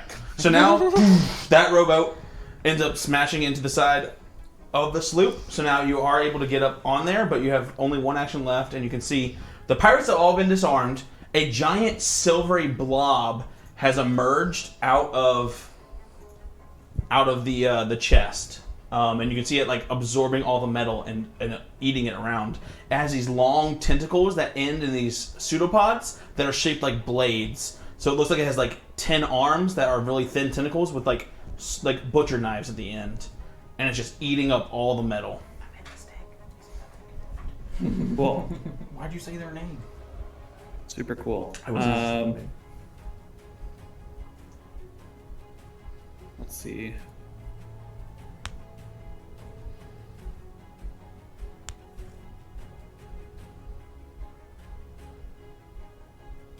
You have one action left. You can stride and get into the fray if you want. You can prepare your spell strike. Yeah. So I'm gonna prepare my spell strikes. Actually, you already have that. So if you want to stride and get to the fray, because you haven't used your spell strike yet, I just realized. So Okay. Yep. I'll do that. If you want All to move me up into the action. So you're now next to this pirate who you see Wesley has disarmed. She has no weapon at all, but you're just like kind of. She's just there with her bare hands, just like looking around at what's happening. The ooze rising up behind her. Oh, All right. it's so long, so This quickly. ooze. All right, it's the ooze's turn, and then Cordelia, you're on deck. Oh, okay. So our oozy boy does not attack any of you. It just looks around, and you can see it, and you see all the little pseudopods. Instead of blades, they all turn, and they spread out like little veins, and they stretch out, and you see them all sort of hone in on this chest, No, it's gonna ruin the treasure. and it begins moving. It squishes over to this platform, and then it squishes over to this, crawling on top, and it seems to completely my toys won't play right. It seems to completely ignore this sailor right here, and it just goes to that pile of gold. All right. It can't this turn, but you can see it as it scoots up. You see this pile of gold. You see the gold bits getting absorbed into it and melting. So this pile of gold that was on the ground is now absorbed, and you can see it like hungrily. The little pseudopods like veins and fingies running over the chest. It's getting ready to engulf the gold pieces, but it's gonna instead, since it only has one action left, go ahead and melee pseudopod, and you watch it just go shink, and the pseudopods turn to blades and slice the sailor. And that pirate is dead. Jeez. Oh, God. Carnage. All right. That's it for that. Cordelia, you're up. You're in the boat. Oh, I didn't get to see it do the creepy, spooky thing on the other side. saw You can Go see over that there. enough. I think. Oh, I can? No, you can't see through that Okay. at all. No, you saw it emerge. Yeah, I think, but you and did then it not see disappeared. that. You did not see Gross that. its No. way over. I didn't see the horrifying thing happen. I'm gonna go ahead and seeing the dinghy kind of free floating next to us, I will grab hold of it Okay, that's one action. to just kind of hold it in place next to ours. Okay. And then I will go ahead and do I have to see? Hold on, I have to make sure. Targeted ally.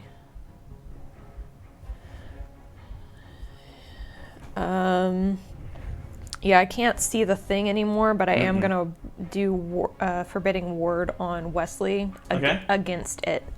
Okay. So if it returns, Okay. Wesley's warded. You are warded. You get a +1 to your AC. Versus that creature? Yeah. Is it just AC or saves too? AC and saves. Cool. All right. The bosun's turn. The bosun, is that it for you, Cordelia? Yep. The bosun is going to sprint over to Ernie. You bastard, you killed us all! He is going to use, since he no longer has a sword, going to take his fist and punch you. Ernie did that. No, they did 17 versus your AC? So he misses wide and then Way over my head. Yeah, and comes in low with like a little under punch. 24 versus AC? No. And he's looking frustrated here. He strode and attacked twice. That's it. Stroded. He strode over. My walking. He should just walk next time. And that's it for him. That's it for the bosun. The regular ass pirates. They were told to abandon ship Yeah. by a dead guy. They look at Wesley. They look at the frogman. They look at Thrain, who just looking into his eyes, they begin shaking a little bit. The treasure's yours. Parlay? You're not looking for crew members, are you? We're a bit full. You're gonna have to swim, my It's guy. true! We're like running out We of are. boats. We are. Just don't touch our boats. Just- Alright, fuck it. That's the only reason I just attacked the other take dude. He tried to the- take our boat. Take your ship and go. They're going. They're gonna go. Getting away from this thing. This guy, doesn't seem to be agreeable to them, so he's gonna... What's this guy gonna do? Dead lady. He's gonna pull up a dagger, stride, hop on board. That's his all 3 actions. So there's 2 of them still fighting you. These 2 are scared as fuck, but the other ones... you can see all these dead bodies now, Ernie. They are bloated up, like full of bloated. Like it's almost comical if it wasn't so grotesque and disgusting. They are like full up, red, swelling at the cheeks, the skin. You can see blood dripping out of their eyes, and they are floating to the top of the surface. And that's like the crew from this. It seems to be like they're wearing like these. Well, they're tattered now, but it looks like robes, and they definitely seem magical in some way. It's probably the Shrieking Sisters themselves. Oh. Brooks. Am I able to get? How close can I get to the blob in one stride? In one stride, I have 25 feet. you can get in one stride. You can only get next to Thrain here, and you can get 5, 10, 15, 20, 25, 30, 35 feet. Okay. Then in that case, I will use. This is one action. I will use an athletic rush. Okay, To athletic move 10 rush. extra feet. That. As I'm Killed Thrain. moving. Okay, so Alright. I get there.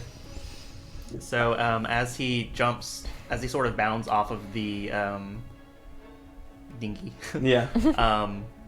his eyes flash, and then like he sort of jumps from the edge of the boat further to get closer to the. Jump on thing. this railing. Well, no, I'm just saying like as flavor, like that's how he cool. got there. Cool. Cool. Now that I'm within 30 feet, he's going to carve something into his palm, and then wave a hand, and the blood coming from his palm suspends in midair, and surges towards the blob. It needs to make a fortitude save. Okay. Fortitude 26. It's a success. Is this precision damage? No. Okay. we do all Success. that. Target takes half damage. Okay, so the blood sort of makes thin needles and like all kind of condenses on top of it. I'm casting Vampiric Maiden, but Ooh. it doesn't immobilize it like I wanted to. Damn. But it does take damage. Okay. Ooh. 5, 6, 7, 8, 9, 10, 11, 12. So that'll be 6 piercing is the half. Okay. And 6, 7, 8, 9, 10, 11. So half of 11. This is 5 or 6. 6. Negative damage. Okay. Good. So the blood like forms and the needles pour into it, and you see it. And I just make those noises because it really only bubbles and gurgles as it like wiggles in pain, but it doesn't seem to react to you as much. You can see the little pseudopods come up like senses, and you see them sort of like look up in your direction, but they're still more like feeling all over the gold and like rubbing over it. It seems to be more interested in loot than killing you. Damn. All right. Is that it for you? Mm-hmm. Cool. You watch the sailor fall into the water, and you see more rubble descend and break and splinter, and you feel the tides kind of like shift as the boat sinks more and more inward. And then you see that lightning from earlier. You hear the tung tung tung.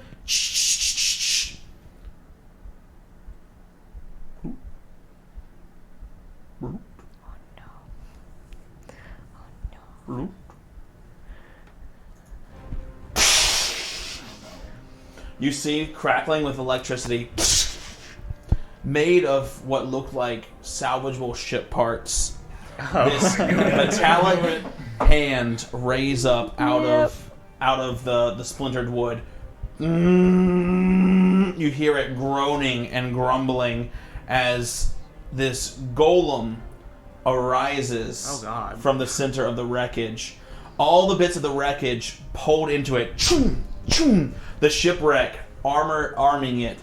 The barrels becoming its legs, the pieces of splintered wood becoming its armor. You see the ship's cannon like metallicize and come onto its side. You watch as it takes note of all around, and you hear it release this great steam as the mast attaches to its back, and you can see the flagpole, the band of the Shrieking Sisters, flying proudly in the wind as it marches forward.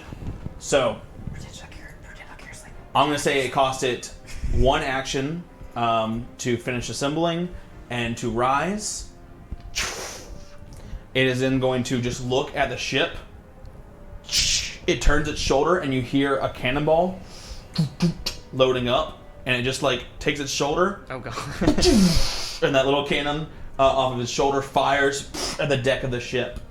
It's going to go ahead and spend an action to generate bomb. So I need to roll 1d6. And that's a 1, so it is going to create an acid flask. A weapon to surpass Metal Gear! And it's going to fire a... first 1 to 6, it creates the corresponding greater alchemical bomb. Okay, so it's going to fire that at... well, let's fire at Wesley. You're kind of like in the center of all this stuff. 17 plus 22, that's going to be a... I'm sorry, just plus 20. 37 versus your AC. 37. So crit. That's a crit, okay. Yeah, by 1. Well, actually, no, by 2. Reaction, So No, as I it... haven't had my turn yet. yeah. You had your first turn though, right? I didn't skip you? Yeah, no, Okay. I don't have my reaction back, Okay, so you're going to take... which I would maybe use my reaction against it. This acid's going to splash all over you. On the start of your turn, you're going to take 11 acid damage, and you're going to take 3d6 acid damage persistent. And then everyone around, so you, Thrain, and you... Do I take the 11 now? No, on the start of your turn, or the end of your turn. I just rolled down because I was wrong. It's And a crit, you're going to double that, so and it's going to be the 22 acid. The 2 pirates. The 2 pirates also get acid splash on them. So Thrain, you take 3 points of splash damage. That's it. Okay. Alright, That's that's it the for the end of the golem. turn. Alright, Wesley, you are up now. Okay, And I want to so show I'm the covered audience. in acid. I'm just gonna jump into the water for 1 action, Okay. and then I guess as a second action, attempt to, remove the persistent. Okay. I'll say I'll let you make a... I mean, it would be a flat check. Yeah, like bleed, go for it. But I was trying to get like the +2 circumstance or whatever. Yeah, because for sure. I'll take that. I know like you can get You jumping backwards or forwards? forward. Okay. Alright, go for it. So That was painted by our very own Nope. graded, so thank you for that. Still a fail. And now it will kill me. Oh well, I guess I would make the roll at the end of turn. Yeah. But you had the +2. Oh wait, no, I circumstance. tried now and then Yeah, you tried now. Did it work? no. So we'll see if I recover at the end. Go ahead and roll. Well, I still have an action left. And action left.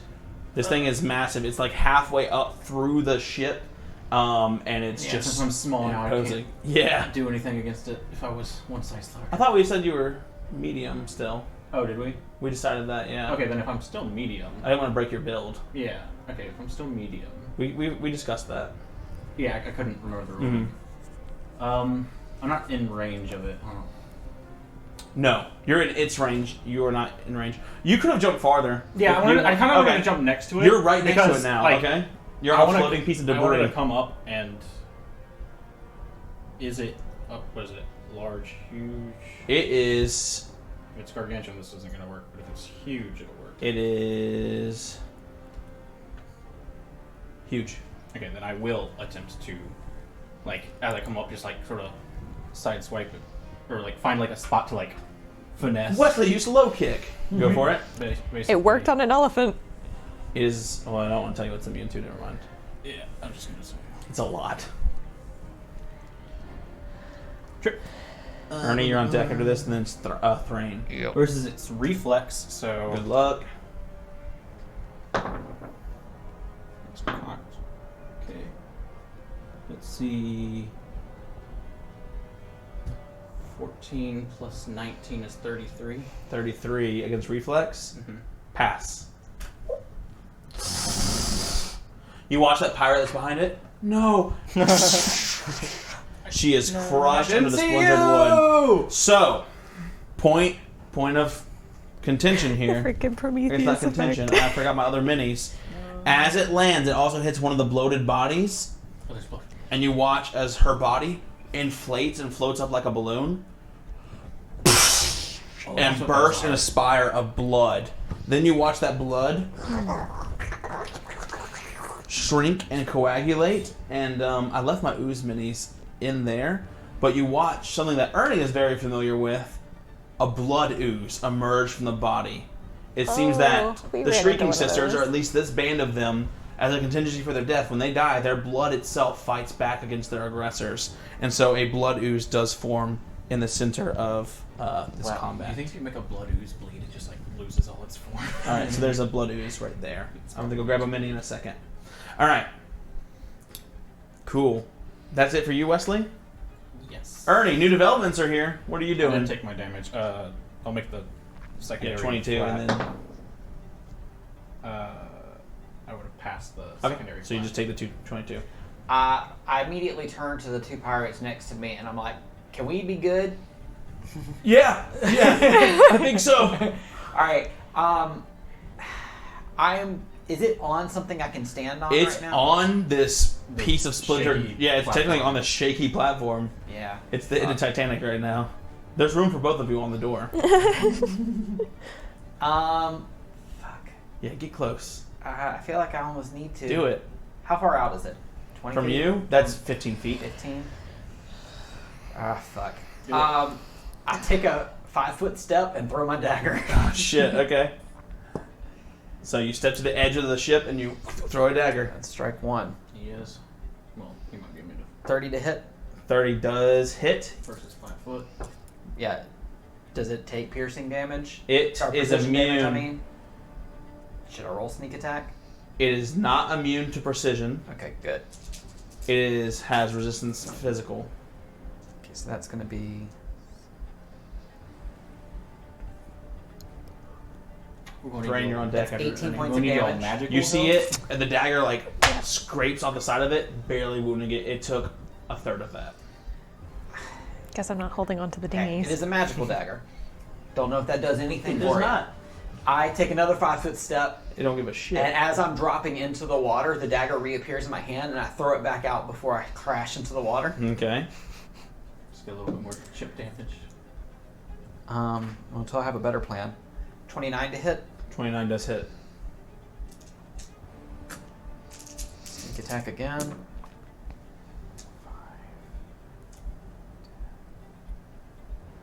16 points of damage that time. Okay. And you see it take about a third of that. Okay. Like, you know what striking looks like. You know what hidden weak points are. You're chipping at rotted wood. You're hitting pieces of metal. You're barely making a dent in this thing. Barely. As I land in the water, the dagger reappears in my hand, and then I swim the last 5-foot step to it and stab it the third time. Okay. So 5-foot step throw, 5-foot step throw, and 5-foot step stab. And I'm sure this one misses. 19. No. Okay. Not even against flat-footed. Thrain, you are up. You've seen... I mean, you know golems, and you know that each guild employs golems. None as finely as you, but this is definitely one of theirs. Something made of blood and maybe a contingency plan to protect their treasure. It's now on a board. You see Ernie engage with it. What would you like to do? The other ooze is still consuming the treasure off to the side. All right, so Treasure. was a little hard to hear. So give me a basic rundown. What happened to the big golem? So You- big boy is on the ground. Wesley tricked it, and then Ernie engaged it. He's stabbing it, but it's not doing very much damage at all. Okay. And you said there is room on the platform. Yeah, there's room. It's got space if you want to stand on it. It's just very unstable.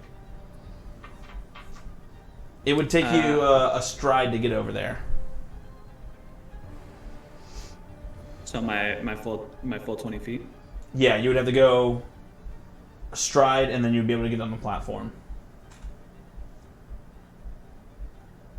Okay. Yeah. Fuck it. Let's do it.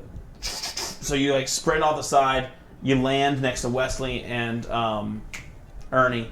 The creature, the golem, is like laying splayed out. Its legs sort of up in the air. The metal sort of creaking. What do you do? Okay. So as I'm darting across the ship, my blade starts to like imbue with a magical energy that happens to be, hold on, rolling 1d4, like acidic looking magic starts to form on my blade, and the second I land, I go for my spell strike, imbuing it with chromatic ray, the color orange, so that does acid. Okay. 2 seconds.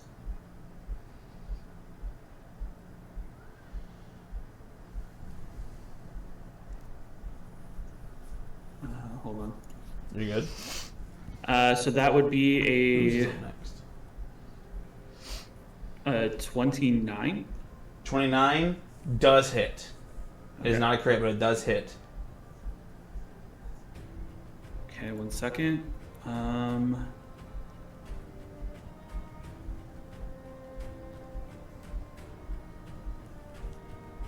It's the ooze and Cordelia. So that's 11 points of regular damage. So the sword from my- slices out.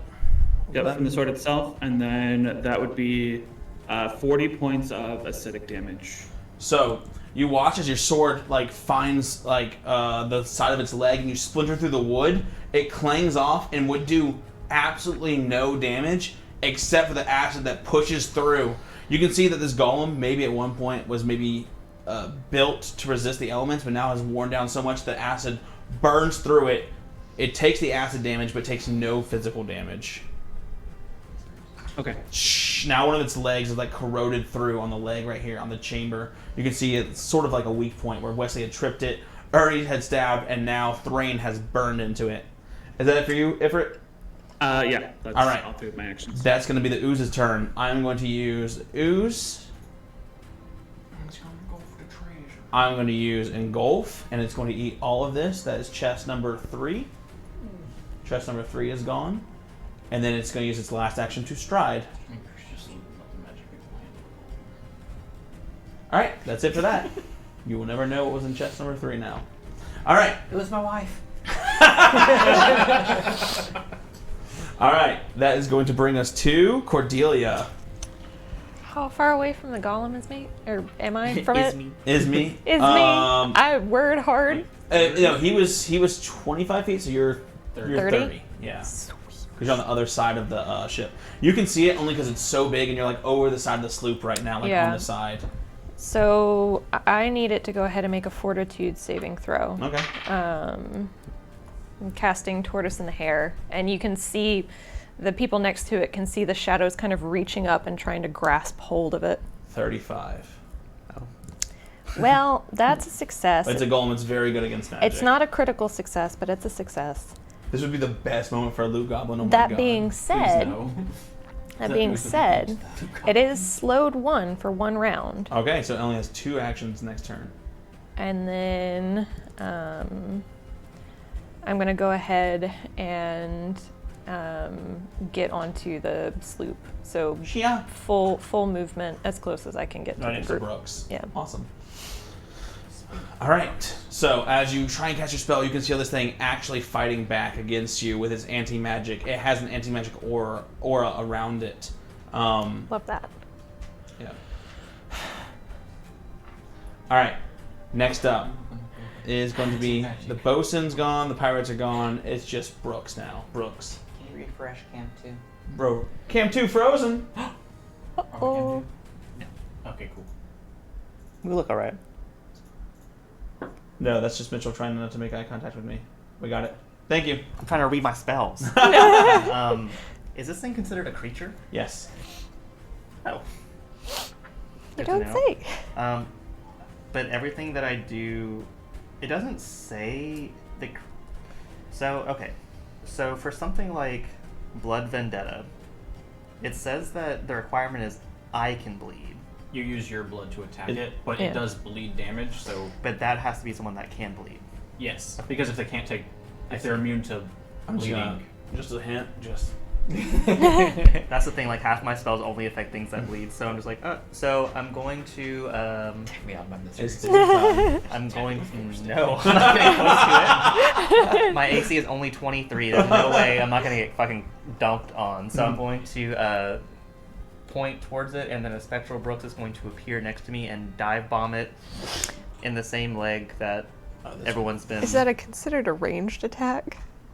so No. it's melee spell. It attack. is decidedly not. Damn Yeah. it. But I'm casting it at 4th level. All right. Go ahead with the spiritual weapon attacks. It's going to attack. I go. The spectral stuff. 27. 27 Versus hits. planet. Okay.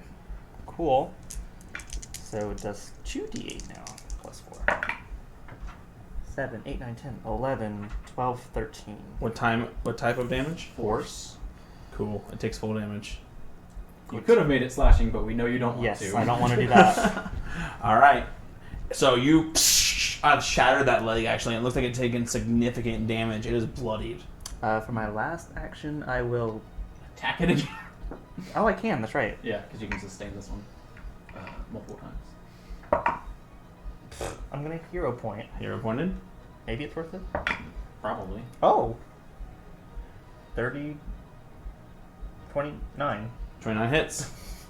30, 29. Go hero points. 19, 11, 12, 13, 14. 14 damage. So the spectral Brooks, the golden aura around him takes his glaive and strikes once, and then hammers down again. And you can see bits and pieces of splintered driftwood, metal bits of bronze. You can see bits of coral and seaweed, and just shattering off of the golem's leg as it takes another. What? How many? 14. 14. Yikers! All right, it's hurt. Sure would be scary if someone applied the elite template to this using Empower Foe. Using their egsies in chat.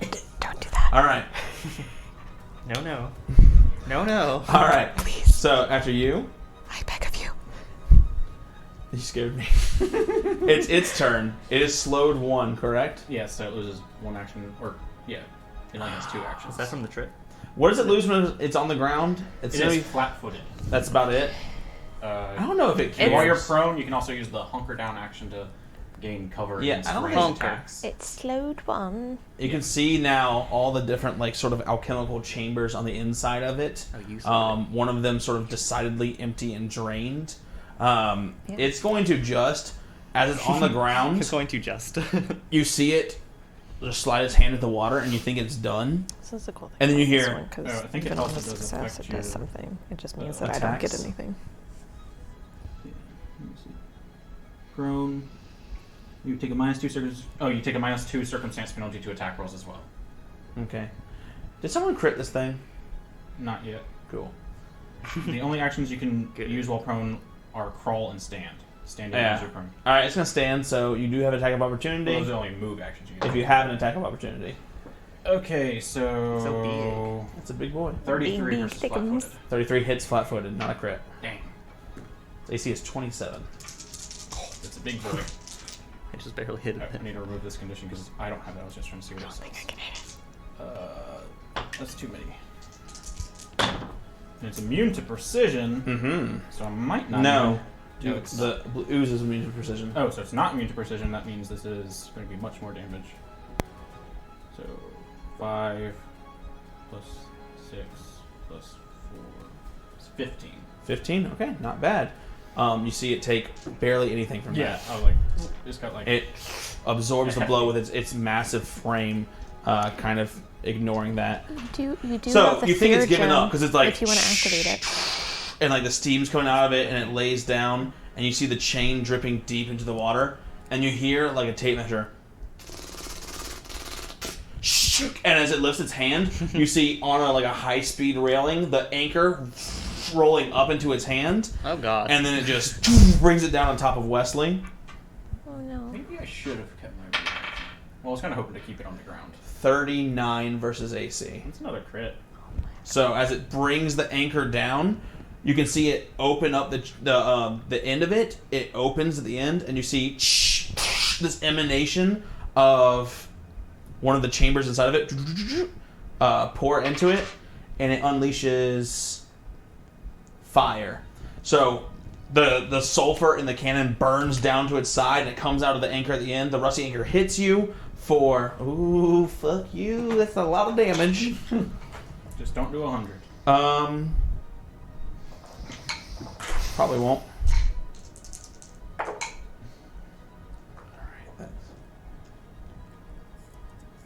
42 piercing. Oh God. Plus.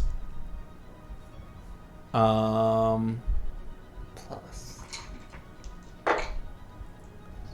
14 fire. So it comes down and like the black powder erupts as it strikes at you. That was one strike, Oh. And it has That's no all. actions. That's all it has. and that's it. All right. Is no longer slowed. Good thing it was that turn. Well, my reaction would have helped against that anyway, so it's All fine. right. I attacked it. That's it for the golem. That brings us to Wesley, Ernie, and then Thrain. So you just got smacked by this thing. So, you know, I liked it better when you were on the ground, and I'll try to trip it again. Okay, go for it. 17 plus 19 is 36. 36 Versus reflex. Wow. God.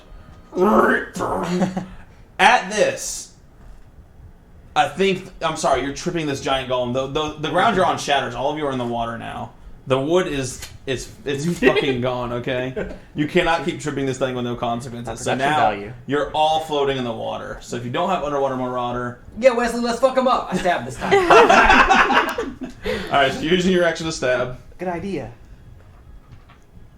Does a 28 hit it? It do. 27 was it easy, right? That's 14 points of damage. Okay. It takes a little bit.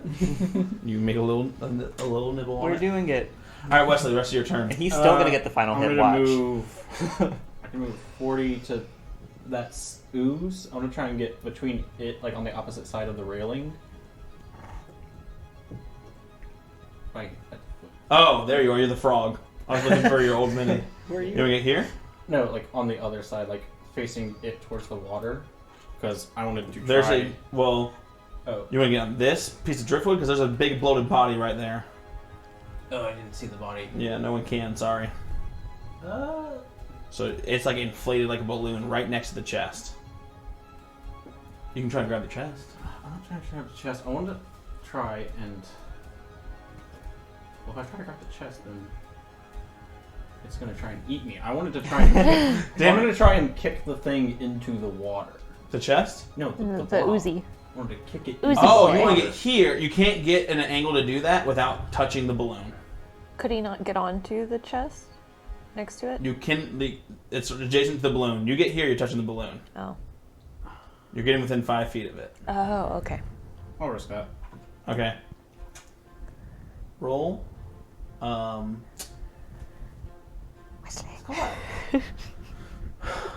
Stealth? You're not really sneaking. But like trying not to disturb it. Lightfoot. 26. Okay. You can hear it sort of deflate next to you. Alright, you're on top of the chest now. Mm-hmm. And I wanted to try and shove the ooze. Okay. Try and shove the ooze. So shove. This does not spark joy. Is going to be versus Fortitude DC. 17 plus Athletics. Is 30 versus its Fortitude DC. Okay, I'm trying to see if there's anything about oozes and... No, I don't think so. Nope. They go in the water. Yeah, I'm hoping he'll be sink or dissipate or something. We've only seen him on shore. He kind of like stretchy manned across. Yeah, that's true. That's the Um, She was in a box see. before. Alright, So. that's going to be Ernie with Thrain on deck. Action 1, I reach to my bandolier and grab the potion of water breathing. Action 2, I drink it. Okay. And then action 3, with the shattered deck and all of that, I'm going to hide beneath it amongst the rubble. I'm stealthing. Okay. Go for it. Fair. Okay. 20 rolls, if you don't spend Actually, I'm at gonna least one hero action point swimming, that. you start sinking. Thrain, you're up. You're now free people. floating in the water, so you will take a penalty to your attacks in the water. Not me. Or you can stride move around if you want, but you have 3 actions. The thing is like laying down in the water next to you. You're like back here behind it.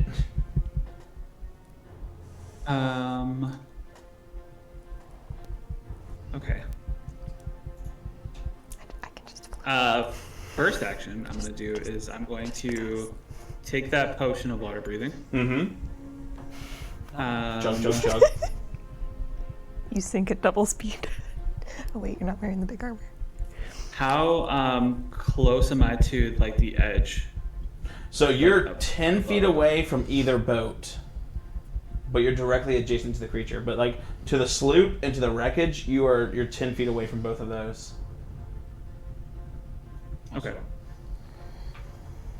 If you're in the water, if you don't have the swim speed, it's flat-footed, resistance 5 to acid and fire, and minus penalties for like slashing and bludgeoning attacks. But not piercing. All right. You got 2 actions left. You've chugged your potion. Okay. I'm going to take an action to recharge Okay. as I'm swimming up to the edge of the brown boat. The sort of like the wreckage. Yeah. Okay.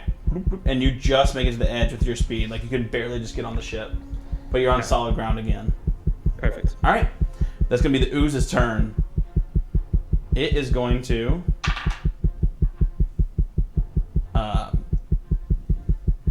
action. It has to use all its speed to get on the wreckage. Action to stride. And then it's going to just, with its last action, just caress the chest. Because it can't engulf with one action. All right, that's its turn. All right. Someone come get this. That's it for We'll it. handle the goal. Cordelia, you're up. All right. Oh, I forgot about the blood ooze. I'm sorry. Hang on. Oh yeah, there's another ooze. It needs to bloop towards someone. He's been oozing. Who's in the water? I am, but I'm hiding. That's true. Does it detect Can he anyone? smell I gotta look at this thing's senses. I foil senses. Seriously. No, I know. I don't bleed. I train my body not to bleed. All right. That's just the blood So packs. it only detects motion. You're clearly very still. It detects the motion over here, so it's going to start blooping over here. It's gonna be about right Ooze, here. fight, ooze, fight, ooze. All right. Maybe. Fight of the oozes. All right. Next up. All right. Let's see if I can hit this thing. Seeing it absolutely. Yep. Seeing it absolutely start to wreck people. Her eyes kind of mist over in black as she starts channeling chilling darkness. Chilling darkness. Range spell Hero attack. point that because screw that shenanigans. 35. 35 does hit. Is Love this death, see it. doom, or drain? So Wait, is that a crit versus flat-footed?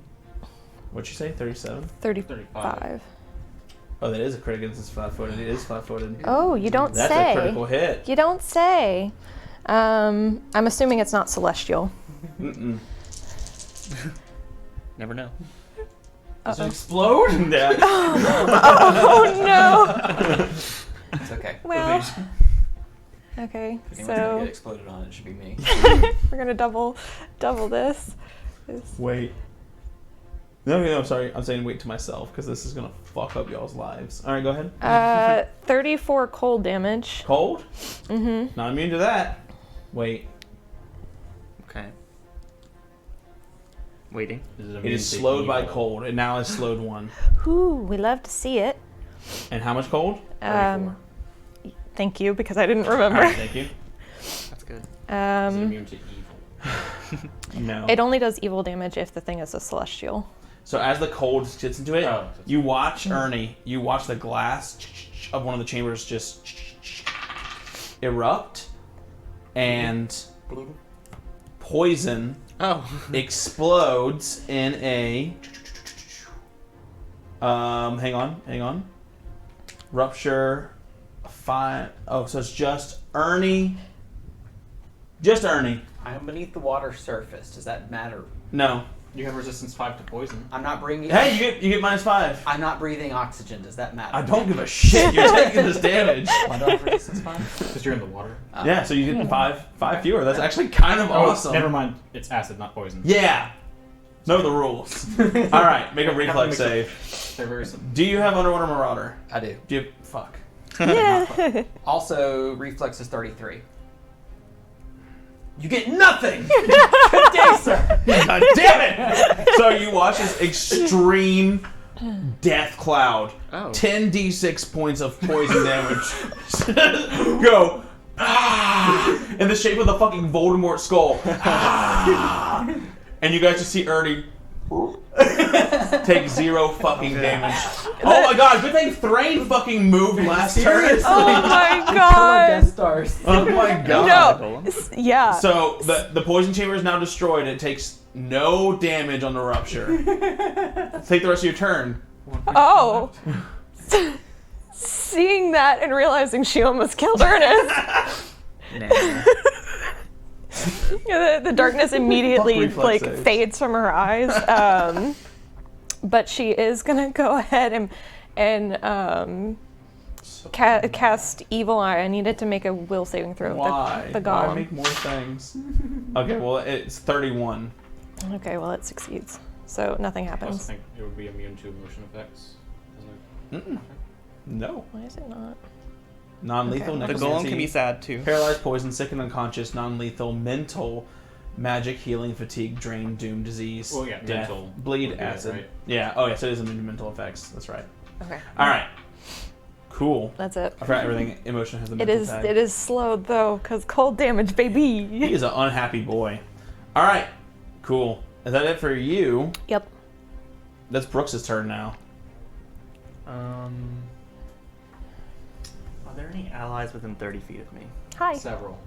Cordelia, Thrain, Ernie. You can't see Ernie. So Cordelia and Thrain and Ernie, but you can't see Ernie. Okay. And the two Uh, pirates that have now, Skedaddled. they have shat themselves so hard they are dead. So my spectral Brooks will attack. They jumped in the water and melted. Though the death cloud got them. Is it The still water will be holding? safe. Is it still holding that anchor? Yeah. It's gonna attack the hand holding the anchor. Okay, Why go not? for it. 27. Hits. Just barely, huh? No, That's the AC. that's it. 4, 5, 6, 7, 8, 9, 10 damage. It is now splintered down to nothing. You see the hand holding the wrist going down. All of its alchemical chambers now corroding away, and it's like sinking into the wood. One more. What feeling? 30. That's a hit. Go Spectral 10, 11, 12, 13, Brooks. 14, 15, 16. Brooks, please tell me how you spectacularly destroy this giant Okay. golem. So, Let's go. finally, it's never happened. So the Spectral Brooks is going to like wedge his, I guess it's the trident too, into like the wrist sort of area, and like break the. Oh wait, no, even better. So he's going to, I guess it's like floating still on some kind of debris, or is it just like? It's kind of free underwater? floating. Okay. He's going to kind of wedge it so that the anchor falls on top of it, and then he's going to take the butt of the spear and like knock it down so that it like sinks. Sinks down. And you watch it. You watch it sinking down. You've got and water down, breathing, you're fine. And then you hear it at the bottom as it just sinks down into absolute wreckage. Now we need to collect some treasure. I do have Thank you for that. I do have a third action. Okay, shit. I have more. I want it to go towards the ooze, Blood ooze or the Silvery ooze. the silvery ooze. spectral books? Oh, the special books. Yeah. Okay. I got it. All right. Okay, you move the I cane probably a little won't. bit. Yeah, Yeah. the penalties are pretty high for a third. attack. 17? Probably doesn't hit. Mm-mm. No. Okay. No way. No way, sir. Ah! Pay no attention to the man behind the curtains. All right, there we go. Much better. Sorry about that, y'all. All right, that's going to bring us to Wesley at the top. You're right next to a big balloon. You've seen them explode in blood. Someone needs to come get this treasure chest because I have an idea. You shout for an action. What you got? Yeah. I guess I'll tumble through over towards this chest. But wait. Here, next to it? Yeah. Okay. And then I guess one interact to pick up the chest. Okay. You pick up the chest. It's in Yeah. your hand. And do I still have an action left? Chest number 4. You tumbled through. You interacted with an object. You have an action left. Yeah. So then I'm going to run 20 feet, and then as I get to the water's edge, I can keep running, and I'm gonna. What? Yeah, I can run on water as long as. Wesley, Jesus, go! I just Jesus rock. I sort of like hunker down, like look at the uses what I guess is their base. And then, Wait, you toss the chest? no, I hold it over my head and run. You just run with the chest. Okay. Wesley made off with one of the chests. Yeah, It's like alright. this. You see this one like Real longingly, like. Okay, that's fine. The little Jesus lizard Cool, cool, cool. slitter. All right, that's gonna bring us to Ernie Ernie, under the water. staying beneath the surface of the Yeah, there's water, like Yeah. 3 is more gonna right swim next to you. the chest past Wesley. The one, This one yes. on the door. What's your speed underwater? My speed is 25 normally. I don't know how swimming affects that. But I'm gonna Swimming, it's a different. It's like the DC is based on the DM's Roll like, the athletics. conditions of the water. The water's calm right now. If we're being If honest. it's calm, it usually suggests to 20. like you just do your. You're just gonna do swims. your normal speed then. Okay, and I'm going to say stealth as I'm doing that. If you have a swim speed, or is that No, You get there in It's- 2 strides. If Just you once. don't have to swim, Then it's I based on- will. It Then takes 2 actions to You run. stealth at full speed, right? Yes, I do. Okay. Then I am going to. It's floating on a door. Yeah. I pull that bitch beneath the water Okay. while maintaining my stealth. This like shatters, and you have this I'm holding the chest, chest under the an surface. ornate chest in your hands. Okay. That is chest number 5. Okay. All right, you got it. All right, Thrain, you're up. In case you can't see what's going on, there is a big bloated body right here. You've seen these bodies explode in blood magic. You know that there are blood oozes inside these bodies, and if you get close, they are volatile and will explode into a new monster. There is, however, a treasure chest right next to it. The silver ooze that's been eating the treasure is right here, and there's another blood ooze off to the side. What would you like to do?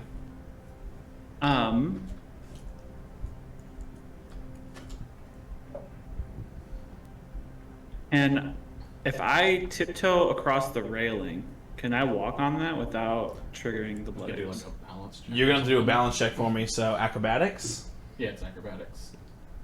Roll acrobatics for me. Okay. Let's see if this dwarf clumsy. Yeah, dwarf is actually kind of clumsy. Oh no. We're gonna go with an.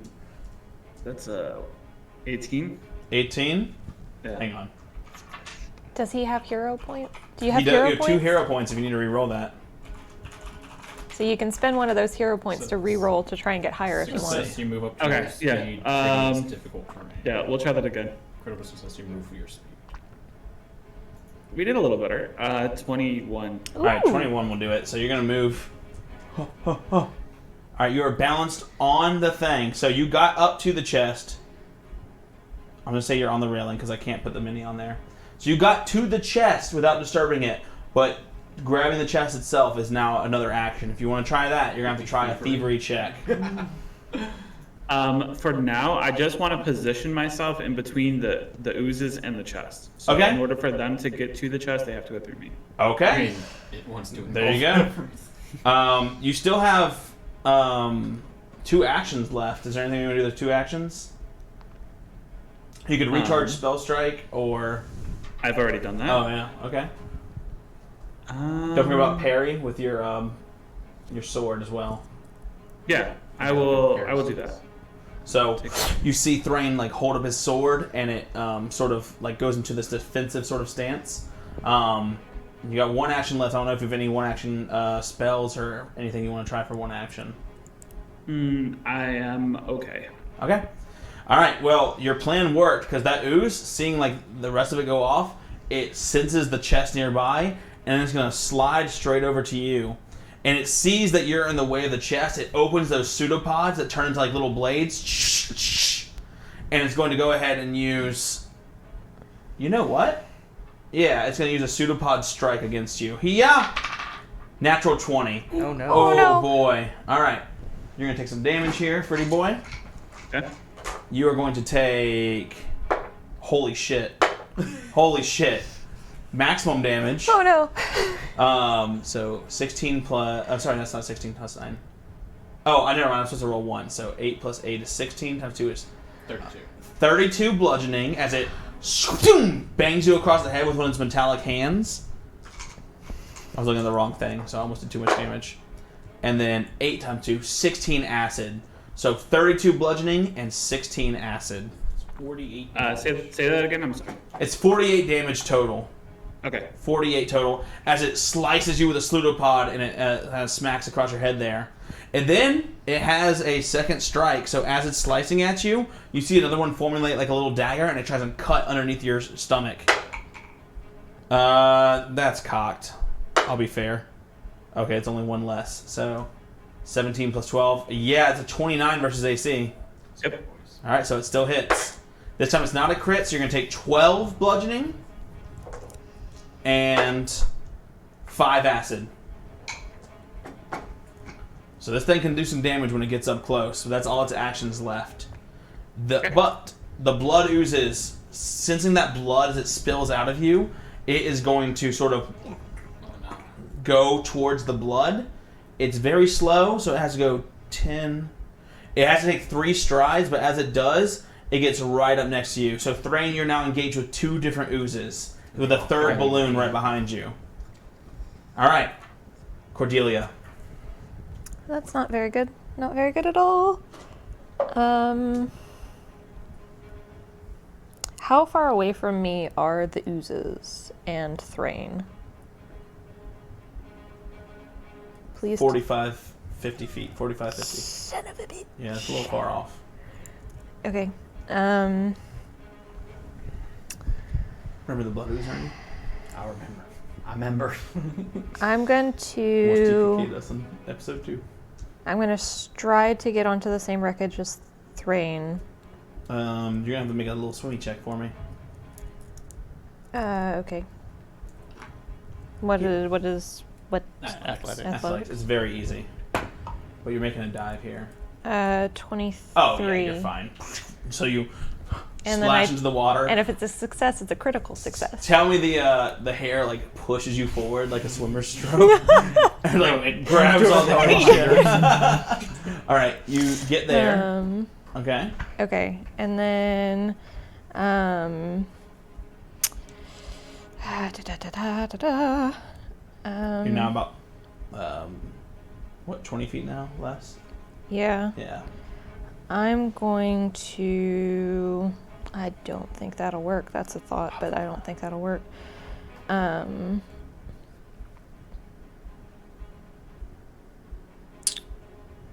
love the golem's gone into combat is now just fight the ooze.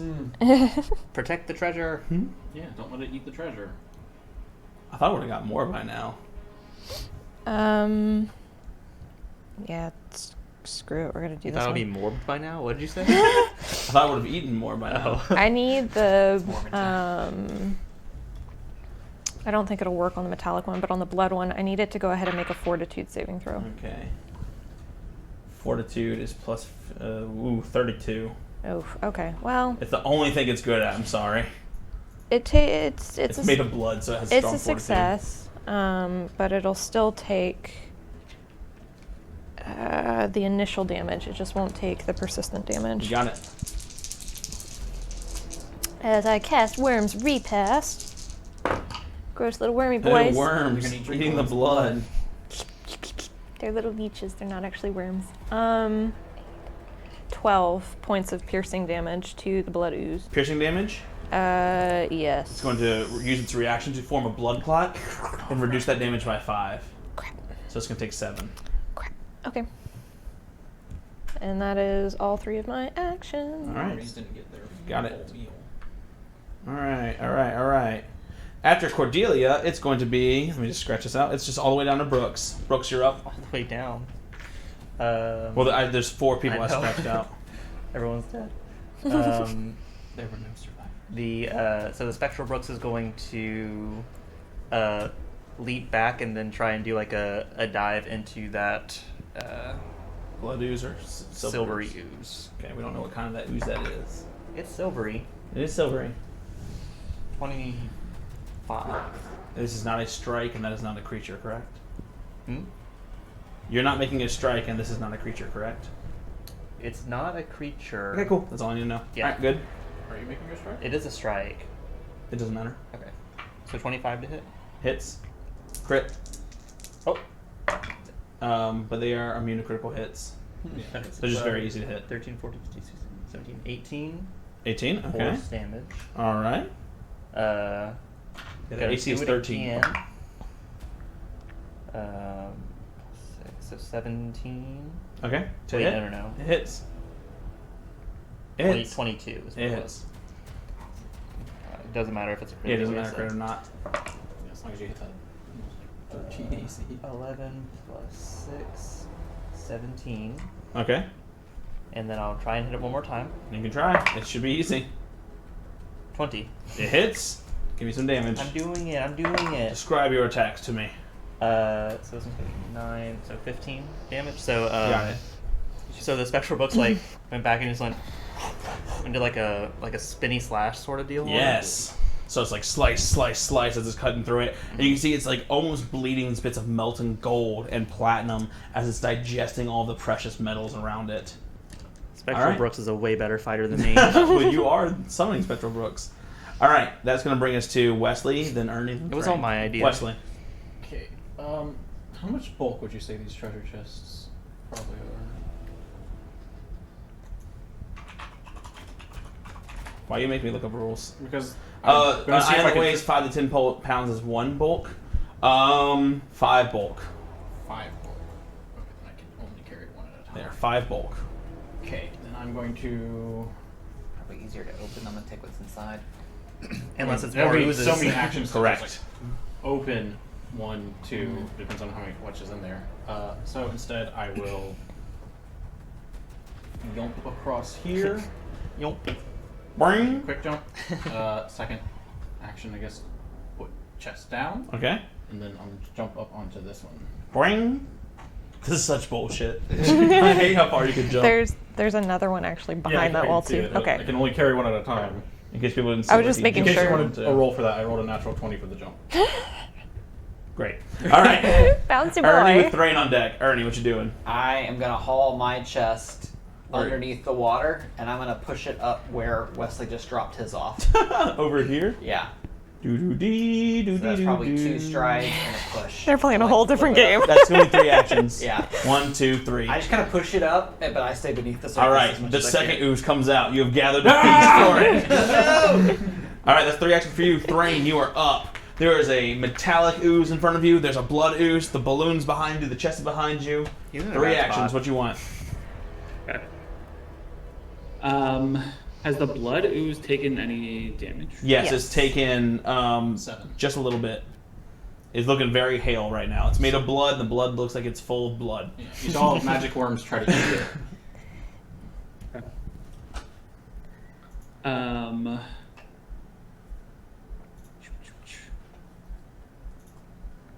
I want this thing out of my face. So That's Sorry. fair. Mm-hmm. It's fair. I'm going to do another spell strike. Mm-hmm. This time, on my 1d4 rolling a 3. Cool. So my blade now starts to glow with like a yellow energy as electricity starts to spark from it. And I do. Let's. Water type. It's weak to electric. Good thing it wasn't acid. It is immune. That's a 24. 24. It would be a crit, but these are immune to critical hits. So just go ahead and do your regular damage. Okay. So it'll be taking 50 points of electricity damage. And then the piercing. Okay. slashing? That is. Let's see, a 7 and a 6, 13, 15. Ifrit, tell me how you like to spectacularly finish off this metallic ooze in front of you. Okay.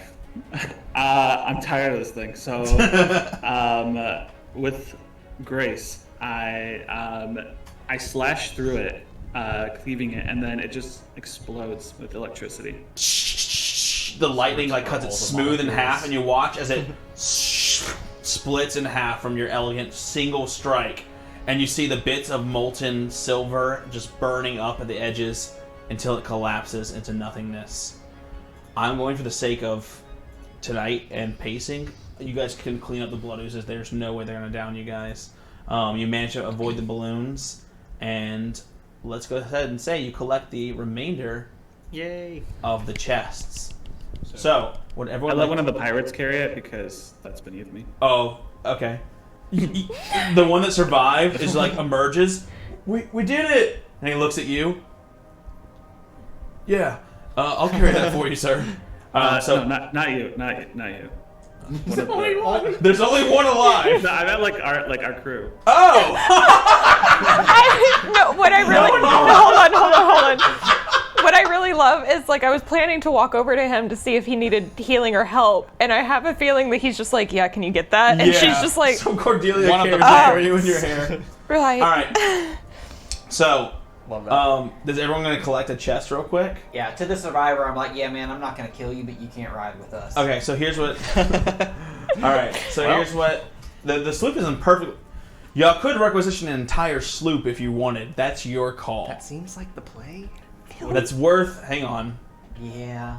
Would we just like sail, like tugboat it behind the Windfall? Yeah. Hey, buddy, this is our ship now. We're making an armada. Yeah, of course it is.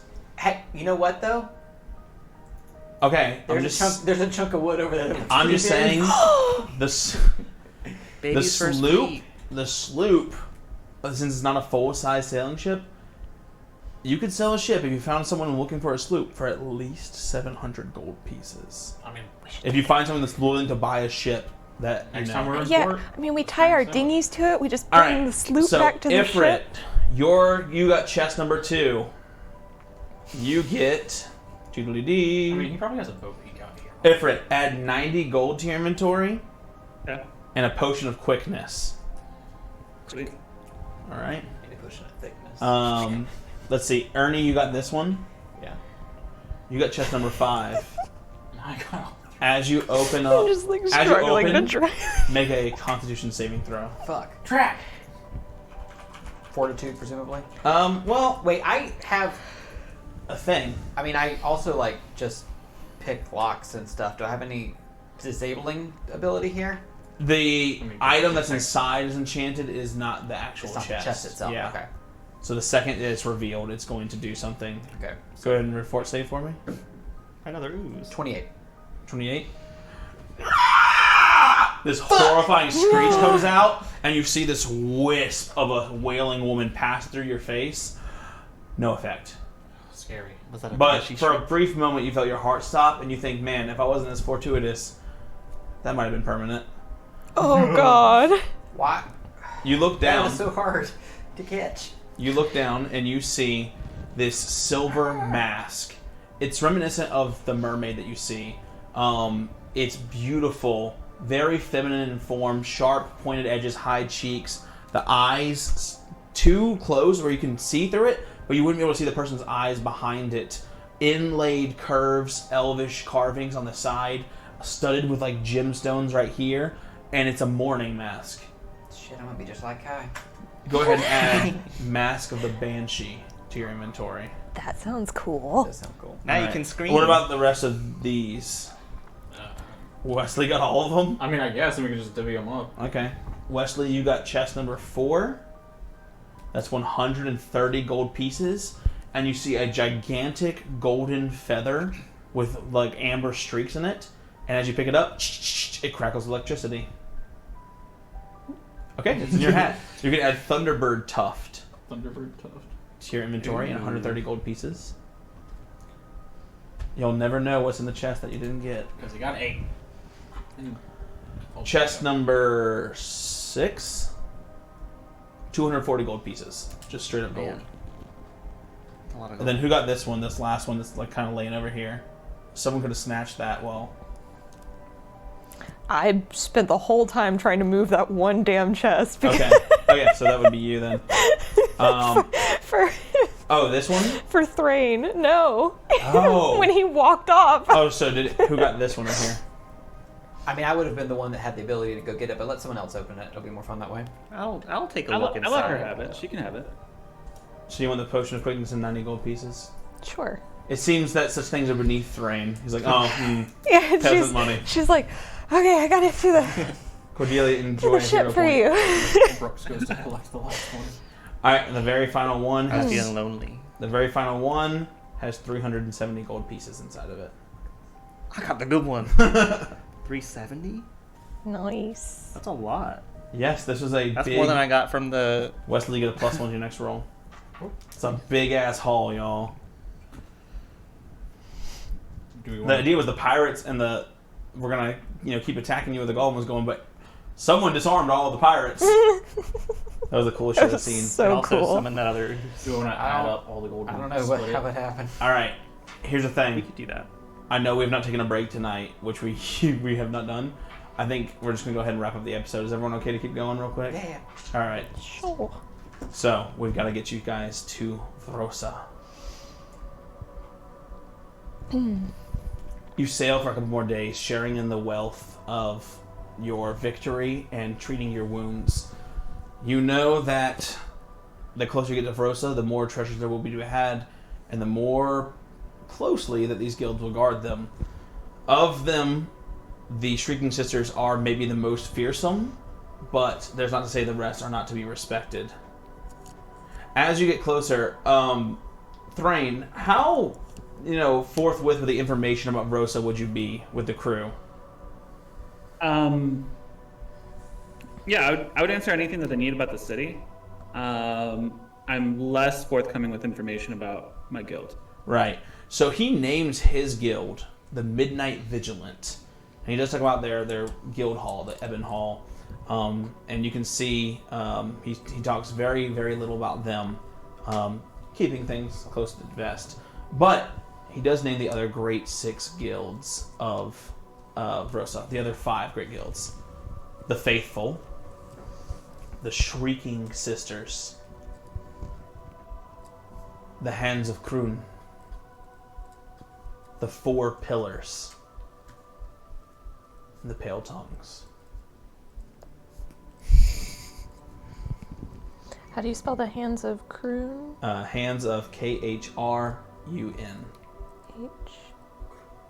KHRUN. And the guild he belongs to is what? The Midnight Vigilant. Also, The coolest one.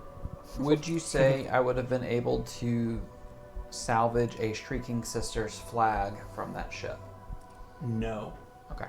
because someone sank it to the bottom of the ocean. I could have dove down for it. No, I had no, underwater you could breathing. not have. Okay. Do you want to try? Because that's a whole thing. Not if it's deep enough that I There would are- have pressure issues. There are other things that Okay. could get deep. Yeah, I start to dive, but I'm like, I'm good actually. Yeah, it's gonna be a whole side adventure that I don't want to get into Yeah, today. nope, so we're good. It gets Yeah. a little dark, and you're like, nope, Yeah. nope, nope. Yeah, something touched my foot, and I was like, ew. the anglerfish down there. Oh, look at Ernie, it's your wife. Nope. Oh God. Hang on, I have an idea. All right. So, the first thing you notice as you approach Sadris, you're coming from the north to the south. Sadris being the country in which the free cities are. The first thing you notice is the sky. Though the sleeping sea was calm on your approach, you notice these swirling clouds, but too low to be natural phenomenon. They're hanging over cliff sides. They're like down close enough that you could almost reach up and touch above the ship. You see 6 great pillars of light, not like laser beams, but these effervescent, sort of soft lights rising up and swirling and culminating into this prismatic veil that drips down like rain over the city. The veil. The city of Rosa is on the edge of this cliff, facing the north of Sadris. The eroded rock swoops inward so deep that it seems like the city might fall off at any moment, like teetering on the edge. There are gigantic bones, rib cages, ancient and yellowed by the passage of time, decayed, larger than anything you could possibly imagine. No dragon, no kraken, no creature has ever been this massive. But there they are, impossibly large, protruding from the side of the red earth, making it seem like you're going into a great wound as you approach the city. As you approach it, you get that sense of unease.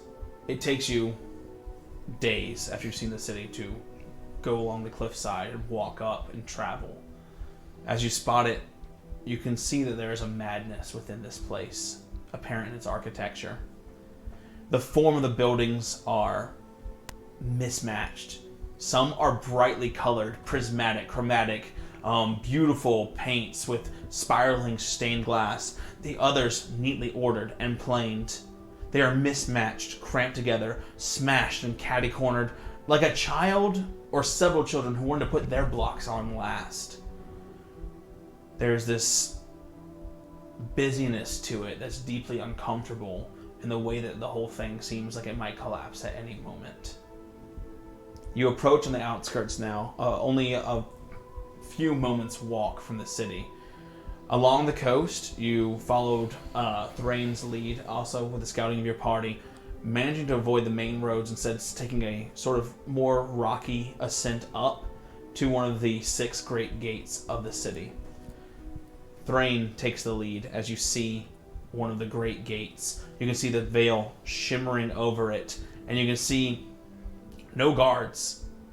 The city's wide open. There's no actual gate, just this sort of colorful rain pouring on it. And in front of the city, there is a sort of pillar with a flaming skull atop of it, an actual physical skull with this wreath and this black purplish flame that comes in and out of its eyes. And it just sits there, unguarded. Vrosa lied before you. And you said it took us days to get here? It took you a lot of travel. From when you see the city in the distance, you have to sail up, hide the Windfall. There's no port, like I said, because they use mostly magic here. They don't really require trade ships to come in or anything like that. Walk up along the coast and then make your way to Vrosa proper. So it would probably been a couple-day ordeal. Okay. Home sweet home. So can you get us through this veil? With ease. Ever since we stepped foot onto the island, there's a mysterious runic tattoo that happens to be on the hand of Thrain. Ever since we stepped foot onto the island, it glows with a very bright blue light. The closer that we get to the city, the brighter that it glows. All it takes is just a quick incantation, and we're able to proceed through the veil.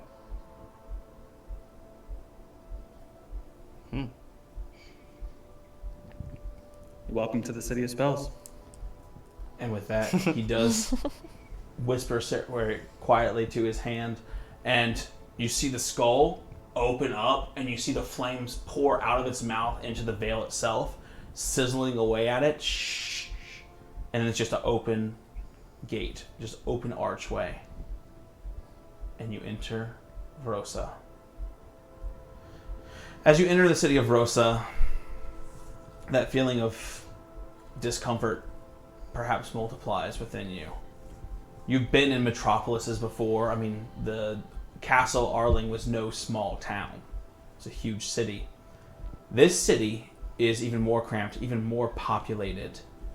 But the populace don't behave in ways that you're used to. Nowhere do you see people asking you to come to their shops. Do you see people calling out fresh baked pies or street vendors? There are shops, and they do seem to be open and people doing business. But everywhere you see people with these dark lines in their eyes like they haven't slept. People look left and right as they cross the streets. You see people talking in hushed whispers as you approach. Everyone avoiding eye contact. The people, no one wears plain garments.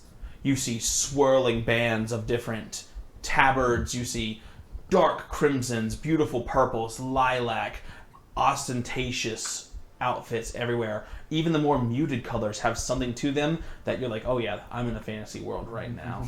There is nothing that defines common folk. But it's weird. As Thrain walks through, he does so with the air of royalty.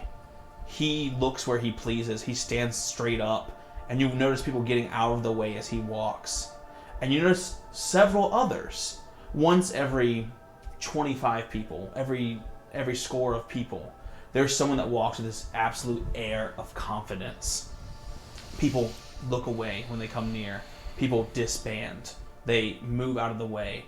And these people seem happy. They have contented smiles. They talk openly in strong voices. And you see others do their bidding without even being commanded. Someone waves a hand and a glass of wine is brought to one in a cafe. One walks into a shop and all the other customers are immediately disregarded. It doesn't take long for you to pick up that these are the high-ranking guild members. Every individual in the city is either a member of a guild or an outsider. The smaller guilds all belong to the higher guilds, the 6 higher guilds.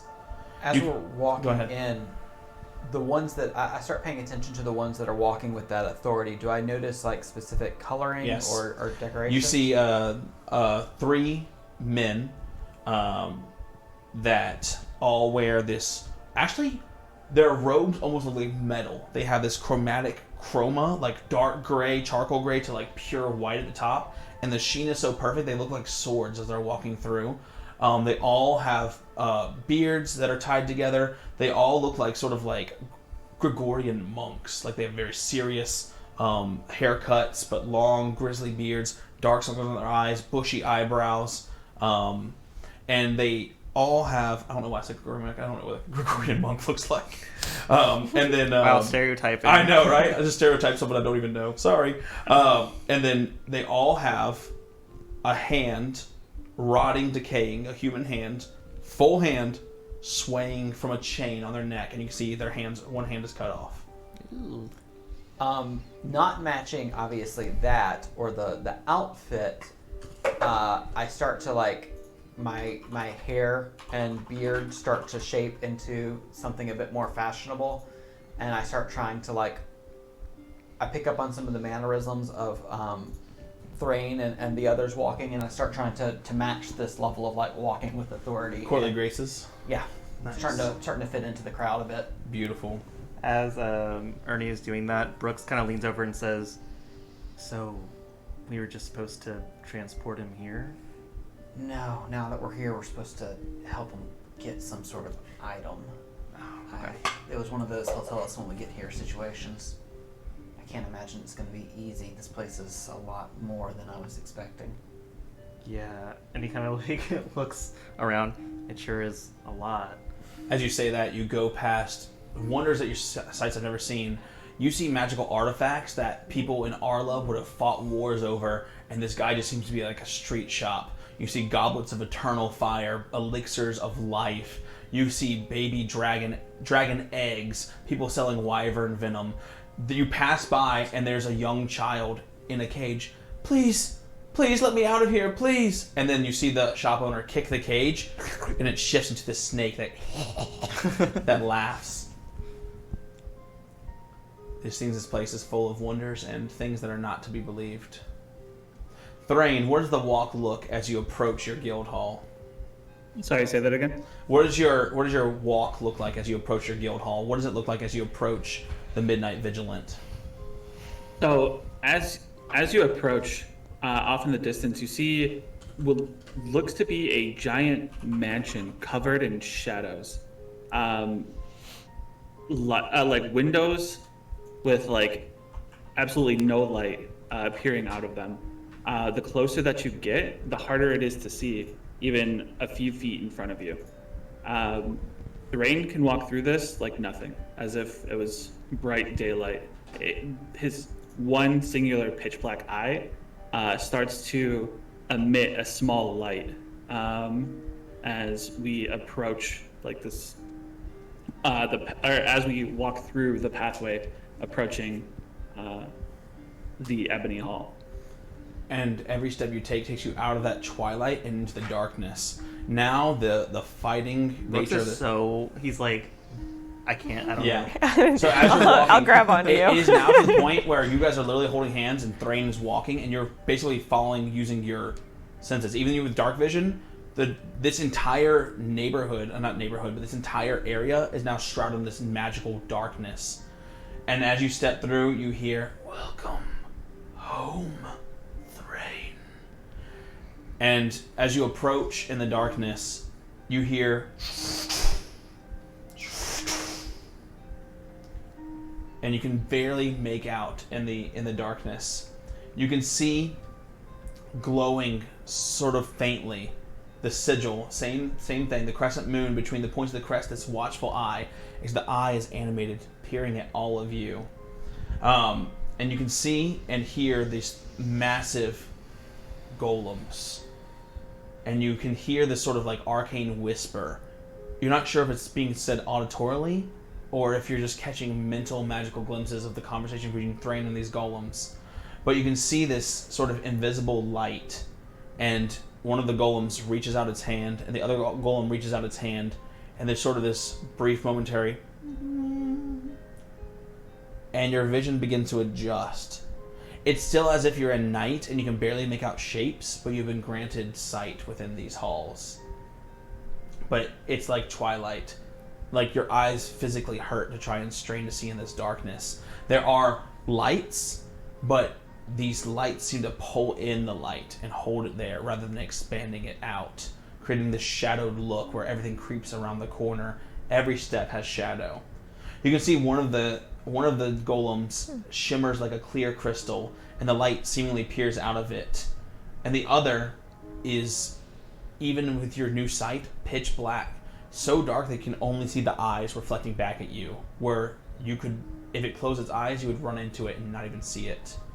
They pull back the shadow, physically pull back the shadow like a membrane, and they bow as Thrain leads you into the Ebony Hall.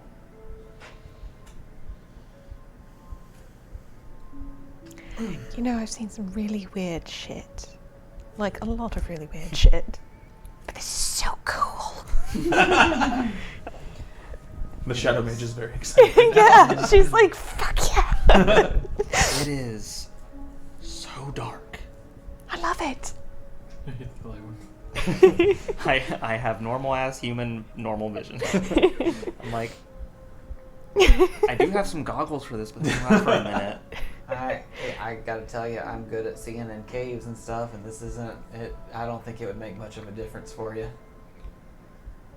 You hear this soft musical voice, and you, Thrain, you immediately recognize Omen Han, the guild master of your guild. Sort of softly and musically call out, "Thrain, you have returned. You must have guests. I've not heard voices so elevated in some time in our halls." Oops. Try to keep it down, guys. Yes. I come with members of the Windfall. They are under the protection of Thrain Runeforged and Pierce. So as I say that, you hear a third set of thundering footsteps as another golem approaches, bright blue, as if made completely out of sapphire, steps by my side. This is Pierce. He is my golem. Oh, I thought you meant like Pierce.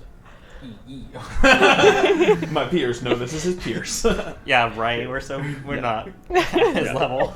No, We're nowhere near his level. And there's something about That'd be cool. when he said you're under the protection of Thrain Runeforged, you I felt literally nice. feel like armor coming over you, And you realize that this was an incantation to where something is now happening in this city, or at least in these ebony halls.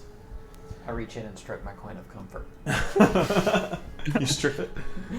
You need it. I fondle. Oman looks. I will not ask you to divulge your success or non-success of your mission. We have missed you dearly, and I believe you have a reason for bringing these folk here into the fold. Does it concern our mutual friend? I believe it does. Very well. I grant you full authority to do with the information what you will. I trust your judgment. You can take them to one of the parlors and inform them. Please just let me know what the plan is. I will inform. She, who you've not still seen, this nothing but a shadow, this thin figure, almost like a praying mantis in the distance. All you've seen was her veiled shadow. You see it bow ever so slightly, and you see this black, luminous eye. Like you've never seen a pure black eye so bright, and just these curved lip of this pale purple skin. She leans back into the shadows. And that was the Guildmaster? The Guildmaster. And leaves you to your devices in the company of Thrain.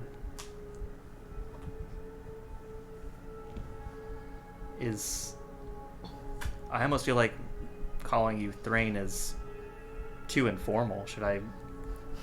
Do you have some title I should be using? Brain will suffice. He's so cool. He really fucking is. That was me, Mitchell. Mitchell's sweating over here. I know. I'm like, he's so cool. Dwarf Daddy. How long have you been away from your guild? It's been a few months. I've been procuring some information, and it was time for me to return. So I suppose that we're here to help you with something, but I'm not really sure what that is. Yeah, I am happy to help, but having walked through, it's hard for me to imagine a situation where we can do something that the full might of the Midnight Vigilant would not be unable to do it by themselves. Well, this is something that takes a bit more caution, I should say. Maybe a bad word. However, after speaking with your captain, what was her name? Cassandra. I'm sorry, Cassiopeia. Cassiopeia. Yeah. Cassiopeia. Yeah, that one. She informed me we may be after the same person. Your friend, I forget his name already. He's sticking his nose in somewhere he shouldn't belong. And he has something, or maybe approaching something that I need. However, the other guilds cannot find out. If the Midnight Vigilant moved in force, it could start an open war in the City of Spells. Really quick, before anyone reacts, I want you to roll perception, and for Ifrit, as you look at the faces of all of them, you said our mutual friend, we might be looking for the same person. Mm-hmm. All of the crew members looked at you like they have no idea what the hell you're talking about. They all look like they're not looking for a person. Voice At that I all. don't know what the hell he's talking about. Yeah, go ahead. Yeah. What was your perception? 32. 32. You get a whisper. Whispers. Whispers in the dark. Oh my goodness. Oh no. Why are we oh knowing? I don't know what's going on. Are you in the dark? So what? Yes. What he said is true. The reason that the Windfall is being hired is you cannot risk open war. It's all this backhanded, underhanded Game of Thrones bullshit in this area of spells. Like, That made sense. Yeah, the only thing that keeping the power in balance is the fact that they're all so powerful. So moving against another guild is extremely dangerous. Yeah. So yeah, I guess in confusion, I'll just straight up ask Thrain. It's like, I thought we were here to do you a favor. Who are we supposed to be looking for? That's not something that I have been made aware of. And more importantly, what object exactly is it that they have? Unfortunately, I can't speak of the object. That sounds familiar. Your captain didn't inform you of anything? Did she? Not to me. And he's the first mate, so. Yeah, really, we just knew that we were escorting you here and then doing a favor once we got you here. All right. I guess what the captain chooses to tell her crew is up to her. As far as you need to know, we're procuring an item. How are we supposed to procure something we don't know what it is? I mean, to be fair, we were doing that once before. Mhm. We're Is not. it- It's not in. Can it fit in a rucksack? Ernest, it's do the thing. Tell me when.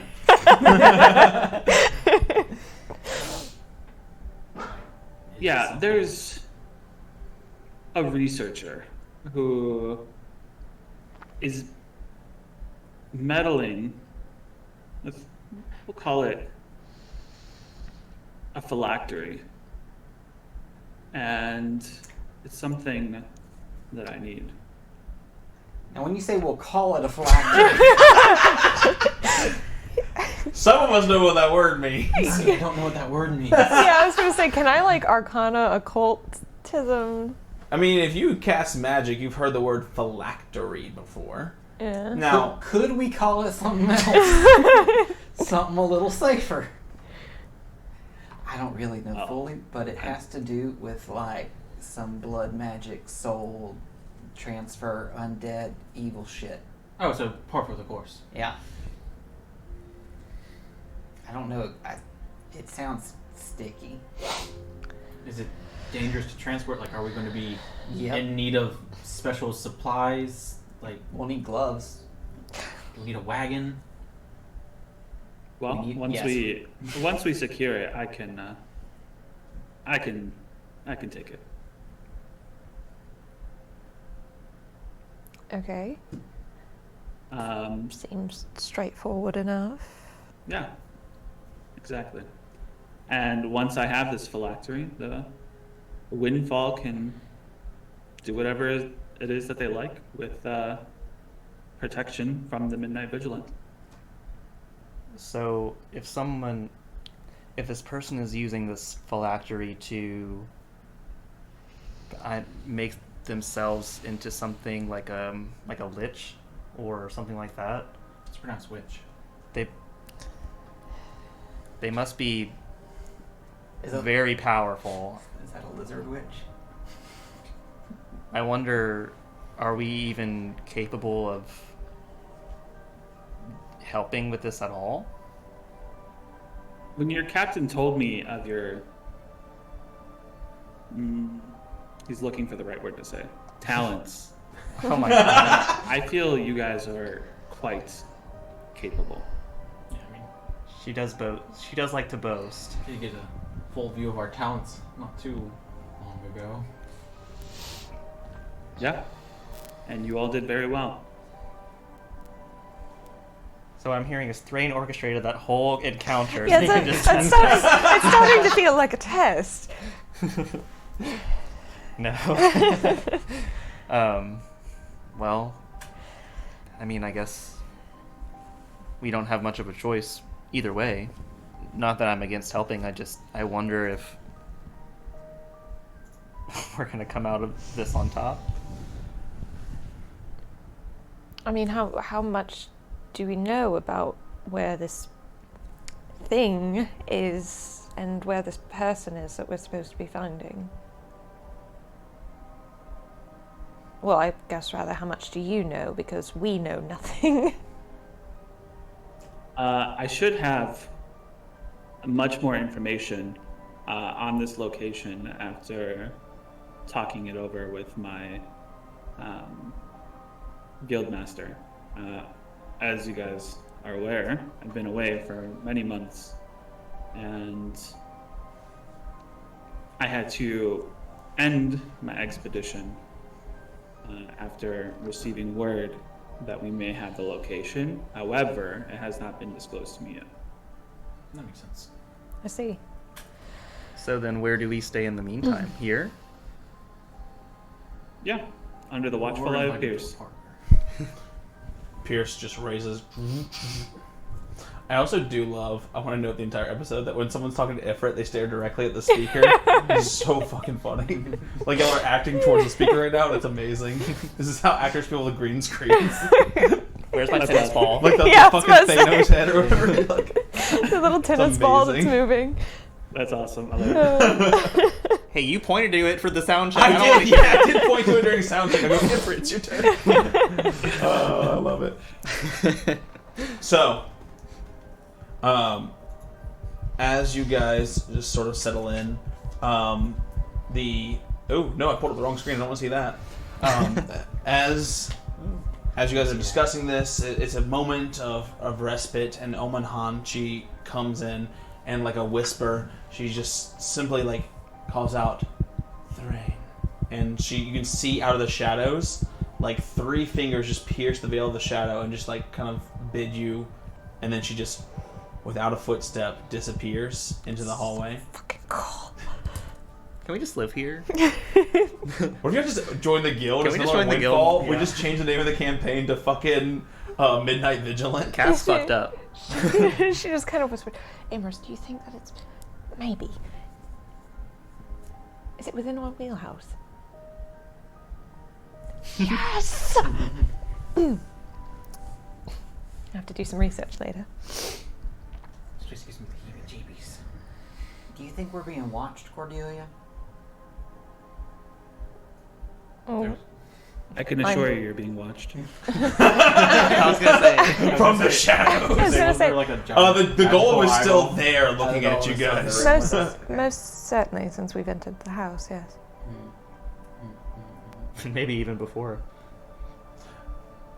So, Thrain, Omen Han has like called you out of the chamber for momentarily, Okay. and she's gonna discuss some stuff with you, which means I'm gonna send you some shit on Discord, Okay. and then they're gonna discuss. I have a quick question, because you'd mentioned it once before. When we entered the city, like passed through the veil, did it feel very similar to the private sanctum? No, because you guys weren't under the effect of the veil. It's not kind of it's a different type. It's a different brand of magic. Okay, Yeah. They don't really care about the outsiders. They're like fair. more trying to hide the city itself. Oh, that makes me feel less So better about things. we're helping him to get access to this city. No. Why are we here? Yeah, I was just kind of following along what you and Cass had said. Yeah, it's I pitched it as a business opportunity. I mean, you saw the magic items being sold for dirt cheap in the streets. If we can load our hull with that, there's a lot of money to be made selling dirt it cheap at? elsewhere. I had trouble reading the prices. Yeah, I think that was draconic, but I only saw 1 digit. And it was a big digit. Well, Well, I don't know, because he mentioned that we're both looking for the same person, and I haven't heard anything about a person. Is Cass looking for someone? Apparently. Don't really want to say more here. I mean, it sounds like they already know. Yeah. Maybe. but you do know. I didn't know that it was a phylactery. But you know the person. Another person. Okay. The person is the phylactery? That'd be fucked up. No, I don't think so. Maybe not yet. Depends on if Yeah. you touched it. It might be.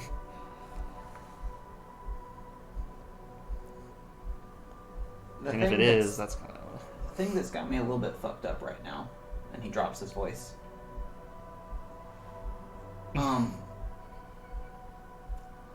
Cass isn't supposed to know about the person.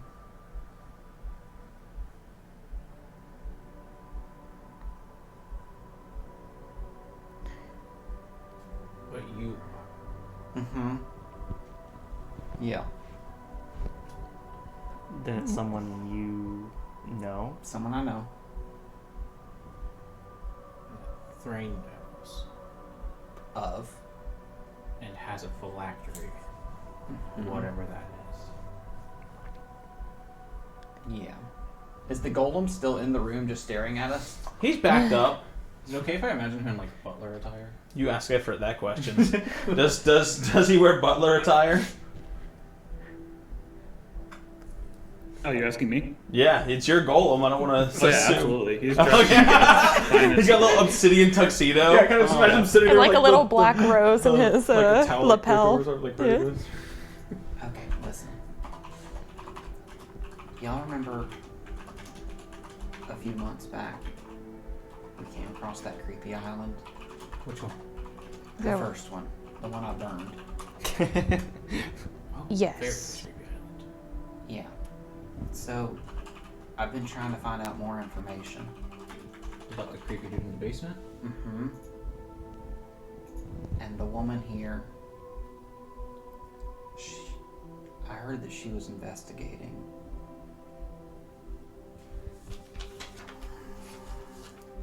She's investigating a cult in service of the Eternal One. Oh. It's been a while since we... But Cass doesn't know that. From me. But Right. she knows it. Because he knows it. And I didn't tell anybody. I tricked Cass to come here because I was curious. Did he tell Cass about this person? And then she's like, oh, I want to find them. Maybe. I mean, I heard the news somehow. But it wasn't just some guy saying it on the street. I will say just to reiterate what Ifrit said. He said your captain didn't tell you? Question mark. Yeah. Yeah. Yeah. So, Why would she know? and why would she hide it from us? I don't think she's just a pirate captain. What gave that away? I don't mean the vampire bit. Oh, okay. Is she a member of this guild? I No. don't see anything glowing on her hand. We didn't either until we got close. I think also the eye. I mean, we've only met 2 members of the guild, and so far it's 2 for 2. She is missing an arm. Do you think she has like a necklace with like... Oh! No. It's not this guild. No, this was like a different guild. Like, So, who is the person? Her name's Holly. She's an archaeologist. Looking at. Well, I mean, did have like all those... She's not a member of this cult. She was hunting them down. I think that's what I heard. If he is eternal... I don't know. I've never met this woman. I should be clear. I'm not friends with her. And where did you Is hear this- this from? is this an existing cult, as in it's active?